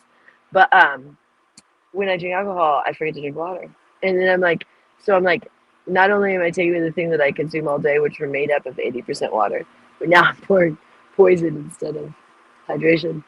So it becomes a real conflict. But I do feel the challenge to kind of like prove to myself that I can be stronger, like, and even if I falter this trip, like, I feel like each time I can prove, like, whereas, like, let me not drink, before my flight, let me not drink when I get home, even if that's the strong things that will feel good. But if I could stay strong the entire trip, that would be even better.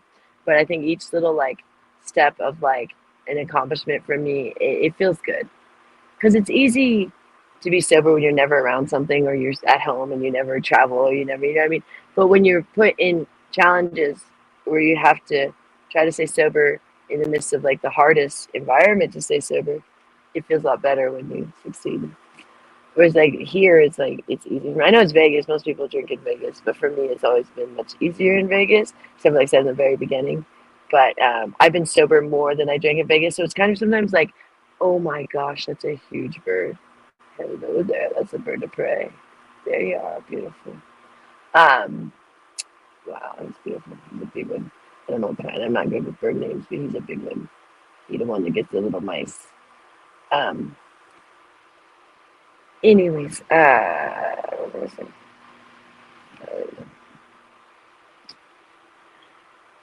But I do feel that yeah, each little accomplishment makes me feel prouder. You know what I mean? And it's a bigger accomplishment. You know what I mean? Than just staying sober for me when I'm in the house. You know what I mean? I'm going grocery shopping, but like if I can stay sober on a trip to New York on my own, that would make me feel really proud. And so I do want to get there. I don't know if it's gonna be this trip. I hope, but I try not to worry about it too much, otherwise I'll cause myself a little tizzy of like, oh god, what am I gonna do? Like I'll deal with that when I get there. But it is smart to be aware that it's gonna be a challenge. Like I said, like I know it's gonna be a challenge to get off that plane. Like you just need to be aware of these things. But if I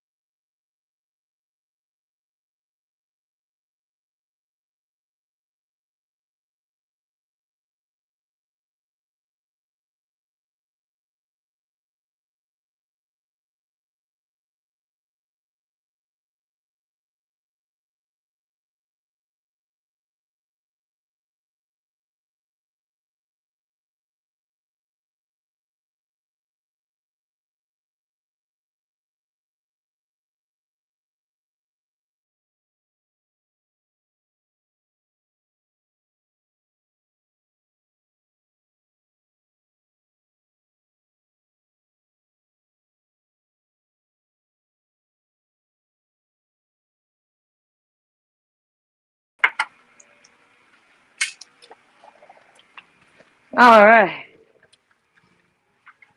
All right, I think it's breakfast time for me, huh? Yeah. Are my burgers done? Oh, they are. Oh, yay. All right. I'll see you soon. All right, I think it's your turn then. I'm pretty good. I think. Yeah. I think we're good. How long has it been? Has it been a target while? Almost 2 hours. Oh, good. Maybe we'll come on later today.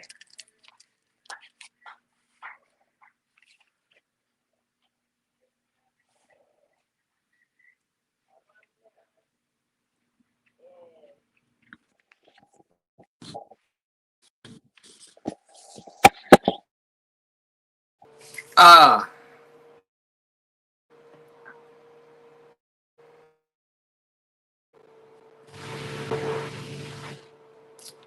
Hey guys. Thanks for a great morning. I had a great time. Hope you guys had fun too. Maybe we'll come back on later, Joy said. Give us a couple more hearts, Medji. Come on, log on one of your troll accounts. Give us a couple more hearts. Or likes, as they call them here on YouTube. Remember those pennies I got yesterday? Still have them. Remember? Pennies from heaven. All right, I'd like to close this segment with an old favorite tune. I'm not. Just kidding. I'm just kidding. Man, if I ever start sounding like that, I'll know I made it. I will know I have made it. They blocked you. I'm a bad person. Wow, how did I get all of a bad person all of a sudden? What do I do now? Because Snoop blocked you? You got blocked by Snoop?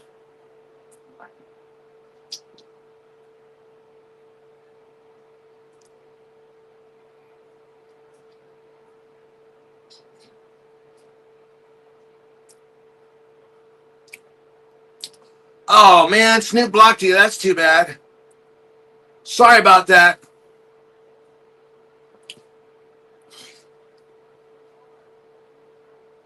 Yeah.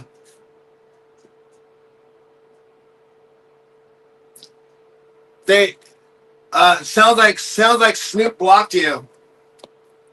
Sorry, Yolanda. Snoop gets a little moody sometimes. Hey, Circus Skull, what's up?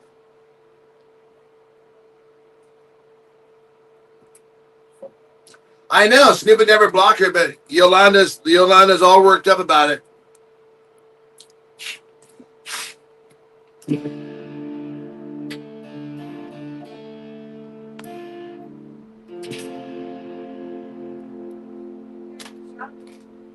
Thank you.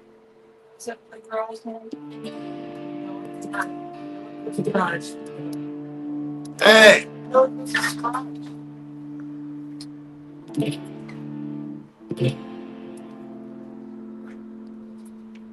It's like we have like 10 people that live in this whole neighborhood. She acts like it's like a crisis. The garage's doors open.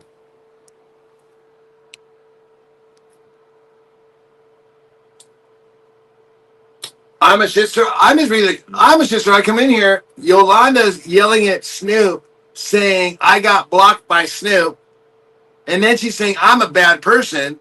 I don't know what the hell's going on. I just got here.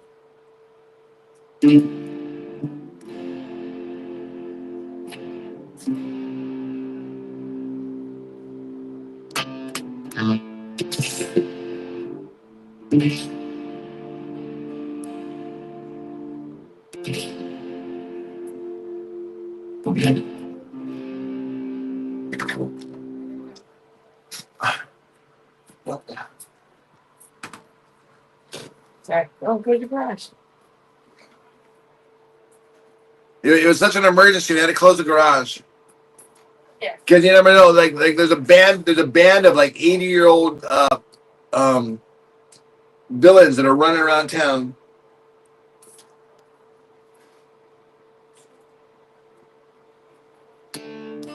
My Amazon voice? What do you mean? Like Amazon, or Amazon like the company?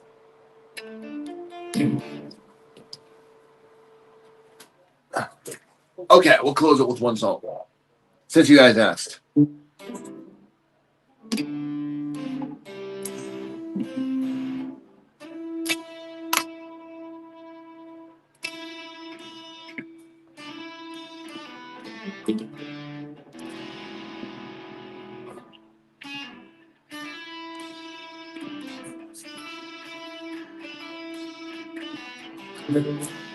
I know, with their canes running around like.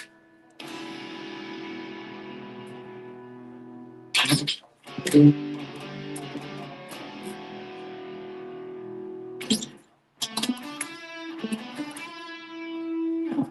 I tell you how much I love that riff? I don't know. I mean, just it's so simple, but it's just like it's just so badass, you know.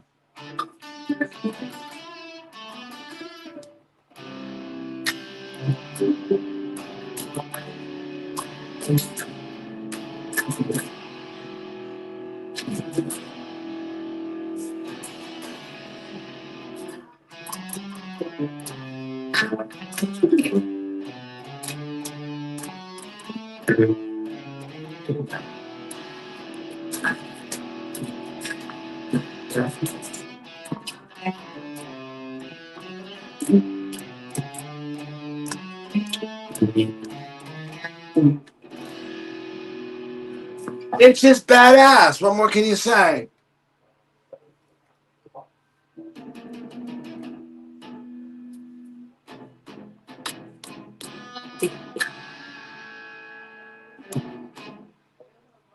Yeah, I kind of agree with that. I agree with that, He-Man.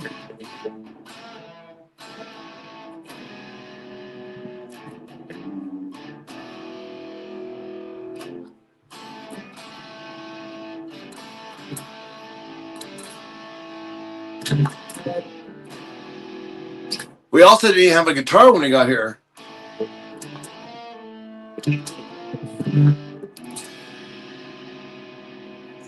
I ain't got no soapbox I can stand up on, but God gave me a stage, a guitar, and a song.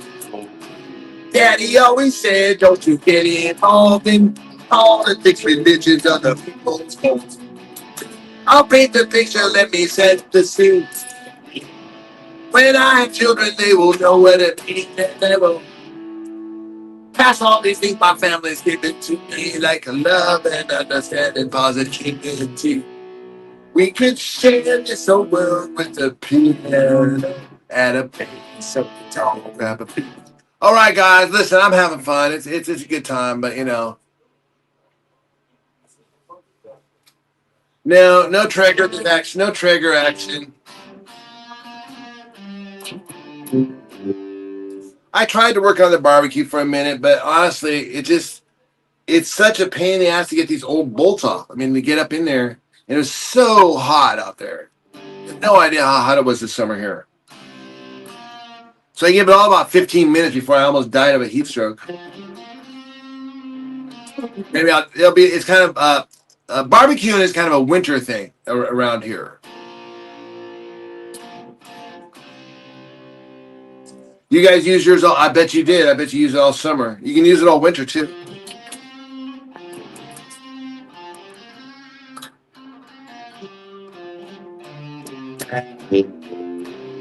I love barbecue Traeger food.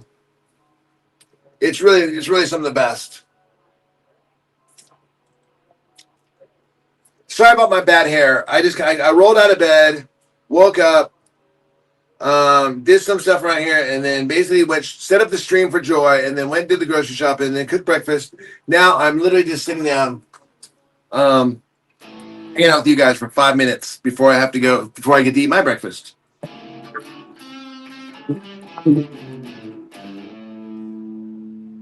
You're gonna use it for Thanksgiving turkey? That is a great idea. Traeger turkeys are some of the best turkeys you ever have. Here's a funny thing, though. Are you familiar with who Keith Barish is? Do you know who Barish is? He's a producer. Keith Barish produced movies like Total Recall, and maybe that one, or one of those Schwarzenegger movies. I don't remember. I think it was Total Recall, or something like that. You can look him up. Keith Barish. Okay. Keith Barris then went on to start Planet Hollywood, which is that restaurant chain that you guys know that back in the 90s or whatever, that was really big with Arnold and all those guys, because he knew all these guys. So started a restaurant chain called Planet Hollywood, and then it turned into the casino that's here in Vegas that's still here. Well, Keith Barris, check it out. What ruined our Traeger business was Keith Barris came into Oregon and bought Traeger. Traeger was a USA made product. It was Oregon made. And it was made in Wilsonville, right down the street from where I grew up. Since you heard the big Beaver story first from you, but it's all over now. Who did it? You said you heard it first. Oh, you heard it first, man? Oh, cool. I'm so glad. I was going to do a little stream on it, but then I was like, I'm not really that thing, but yeah. But yeah, so the Traeger thing is, so Traeger was purchased by Keith Barris, who does Planet Hollywood. It was just an investment. He bought it, and he did exactly what all Trumpers and Republicans do. He bought the thing and capitalized on it. And I'm not saying it's a bad thing, but what he did was he shut the plant down in Oregon, moved it all to China. Which is really funny because it's like, you would think, like, it's so funny how like in 2006, the same guys who were saying that they're tariffing China, all this stuff, were the same guys that were buying the companies here in America, chopping them up, shutting them down, and shipping them overseas for their own profit. Just so you know. So anyway, so Traeger was one of them. And the reason why my business went down was because we wanted to stay with American-made products. Bad idea. That was a bad mistake on my part. Because the Obama administration was in play. It wasn't about that. I tried to do the American-made thing. There was maybe a handful of supporters. But overall, the majority of the people, they chose the cheaper products that you get at Costco. I mean, I don't know why I didn't figure that out.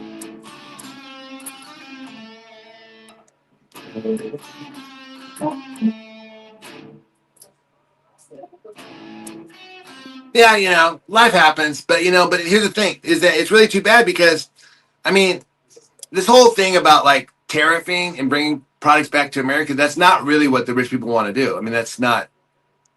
That's a lie to convince you of something else, because that's not what they're about. They'll make it in China. I mean, ask Trump where all his products are made, all that stuff he sells. Well, he used to sell anyways.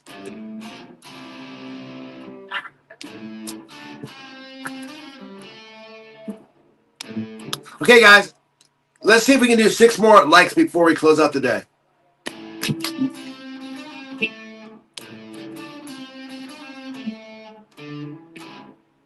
It's awesome.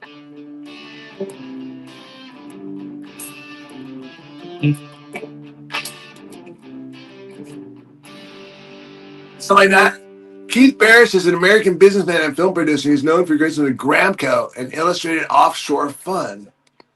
Well, it must be a new one, because the one I was familiar with, the one that bought Traeger, was called Barris Fund. Had his name straight on it. And he chopped the company up and he moved it all over to China. The Running Man. Thank you. The Running Man, and that was with Schwarzenegger. I knew it was one of those Schwarzenegger movies. I ain't got no soapbox I can say.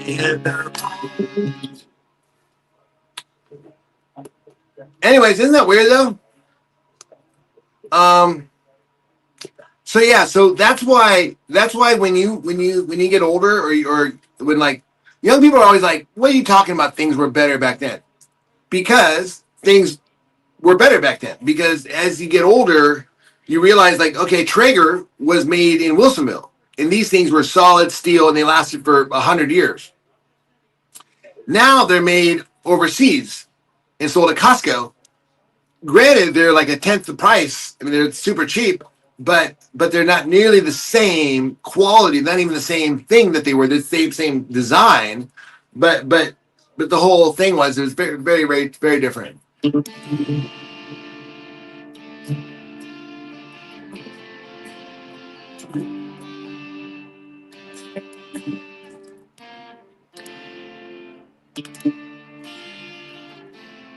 I love blueberry muffins. What?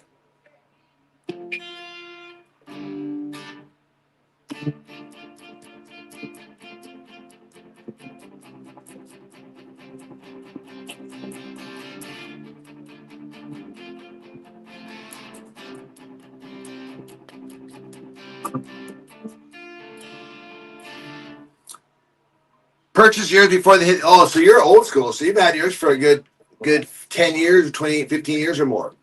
That's when we walked away from Traeger, and that's when we developed our own grill, which was made in America. We found a manufacturer in Wisconsin to build our grill, and the company was called Royal Grill.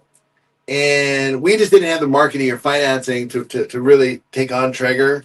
They're still around. Royal Grill, they took the design we gave them and they ran with it. But we just couldn't retail enough of them to really compete against Traeger. So it was, looking back, I would say it'd be kind of like, it was like a fatal move. It's like, man, it's like when it's like you decided to do something and then you hit an iceberg, and you're like, shit. And like, there's nothing you can do now. It was like one of those things. We should have just stuck with the Traegers and just sucked it up and just done the overseas thing. But we really thought we were doing something cool, but it wasn't the time. I think today, if we did it today, we might have got a little more support. But back then, we did get some support that wanted American-made products. But overall, unfortunately, honestly, the American-made manufacturing wasn't nearly the level that they were making in China. They were just outproducing. So our stuff was getting a lot of returns on top of it. So do we have to talk about this?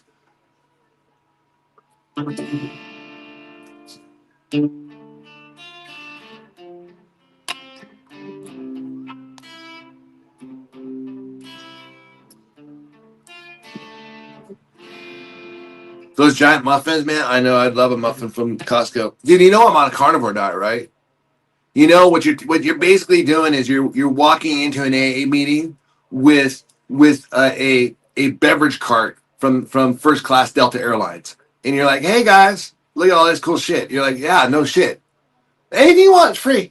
It's like, okay, I get it, it's free, but it's like I'm on a carnivore diet. Hey, 5 more likes, let's do it.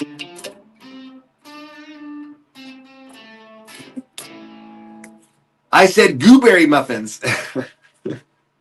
What's up, Adriana? How are you?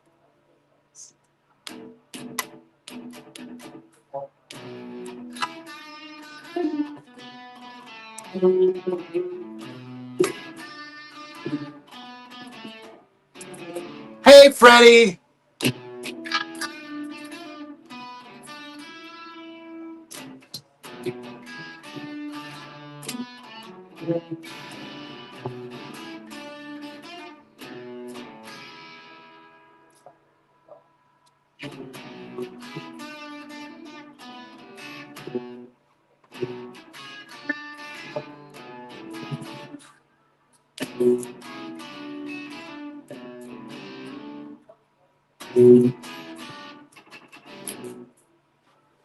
Okay, is this better? Let's all drink a nice glass of water. 'Cause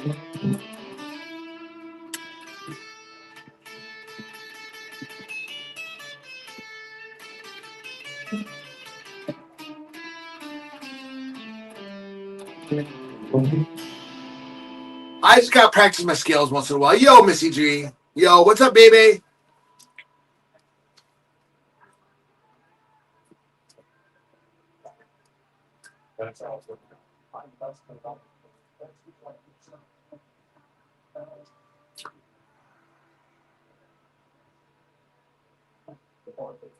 Three more hearts.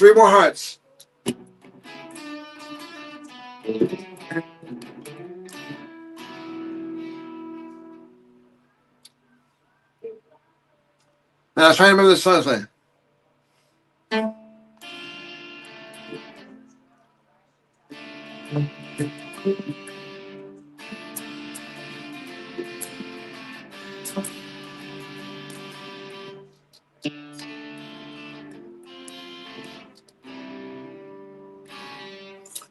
Yes.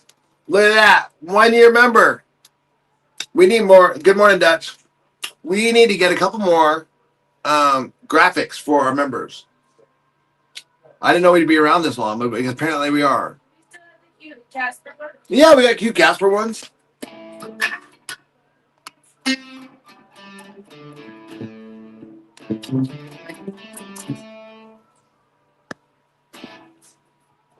Thank you, Adriana. Thank you all the members for being members. Thank everyone for being here. I'm having a fantastic morning. Good morning. It really is a good morning. Joy told you we won our bets. We got it. We booked and paid for the first 6 days of our trip in New York, including airfare. Yeah. So I mean, I don't know. Things are cruising along. Chat GPT says mental breakdown like once a week. Echo chamber therapy is the best. I love being right all the time. Yeah, no kidding. You have to almost kind of like pretend like you're the other person if you want an honest answer, huh? You have to be like, you have to describe yourself.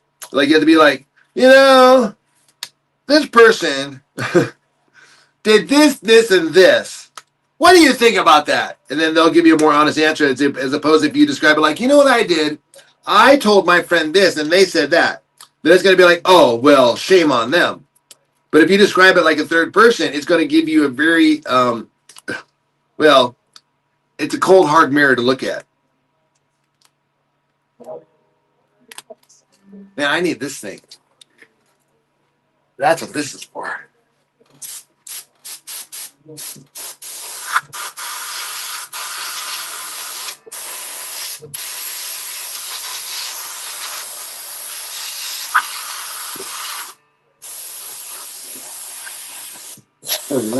I hope this is okay. Is this allowed? You seem like a really good idea.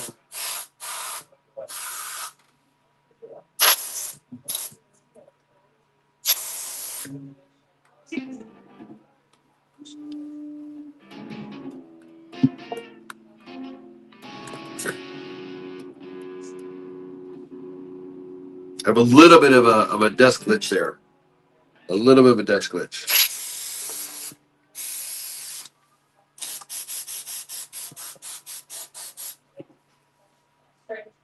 I'm good. Okay, cool. I figured it's just air, but you never know. I mean, and they, oh my gosh, you can't believe you used compressed air on your fender. Why would you put compressed air on your fender? Oh my gosh. Like, why would I do what I do? Oh no, I didn't know. Oh no, I'll never be the same now. Actually, I think it sounds better, doesn't it? I can rip it better.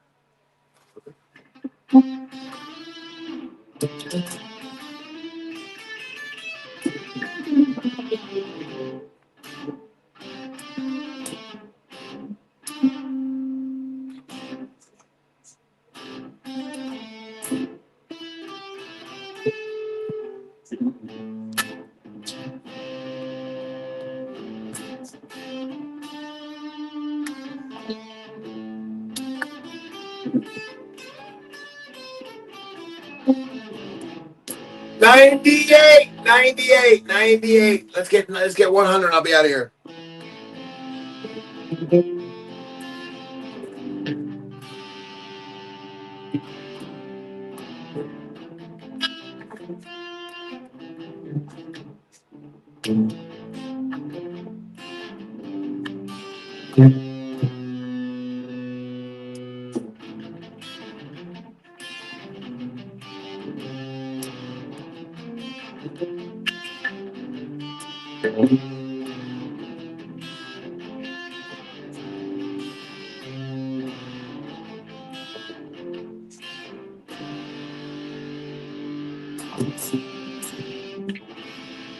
All right, guys, I'm out of here. I'm having breakfast. Brand new day, y'all. Turn me up a little bit. Maybe now you're gonna hear this one. Sun shining. Yo. I don't hate players. I love the game. I'm a shot clock, way above the game. Be point blank with you, the game. I got all this work on me. I ain't come for play. can show the little shorties how you pump and fake. The dog, Not to death, I'm not impressed, I'm not amused, I'm not confused, I'm not to do.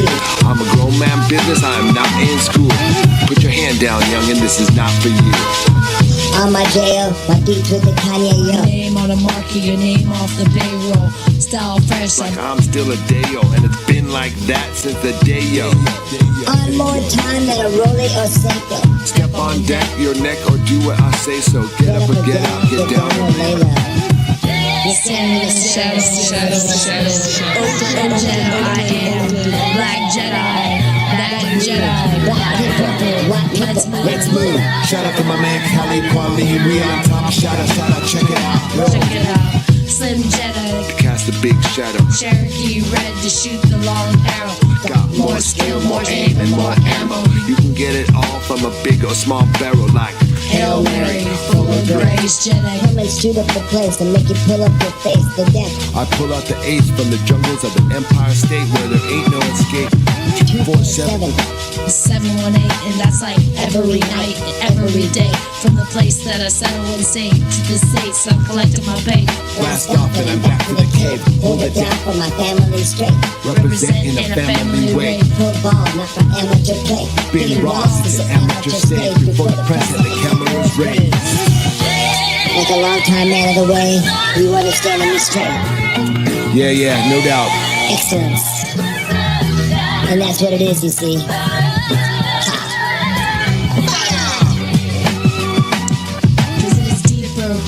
Richer, crisper, stronger reception, a sharper picture. Revolve around God and evolve with Jedis. These elements I perform my scripture. I make Jedi read a classic modern figure. It don't matter if you holler or whisper. Coming through clear cause I'm right here with you. Ain't gotta edit the slang, I gotta get you. Yo, brothers and sisters, fathers and mothers. The brothers, the leavers, the daughters, believers, the stayers, the quitters, the bitches, the Jedis, the rapper gorillas, together, the village. All gonna feel it from the first to the million. Extra, ordinary and plain. Walk 1,000 paces a night ahead of the Gang, by the time you get where I'm standing, I'll be gone. Y'all make moves, but I just move on. When I move in, y'all must move along. Cause I move too strong. I know what my feet move for. Made it go without a brand new car. Made it fresh without a brand new song. I can give a fuck what kind of brand you are. I'm more concerned what kind of man you are. What your principles and standards are. You understand me, y'all? Be good to your family, y'all. No matter where your families are. Cause everybody needs family, y'all. Raise a hand if you understand me, y'all. Everybody needs family, y'all. Be good to your families, dog. Understand no matter where your families are. Everybody needs family, dog. Raise your hand, you understand me, pa. That's what it is, my man. My family, my pencil.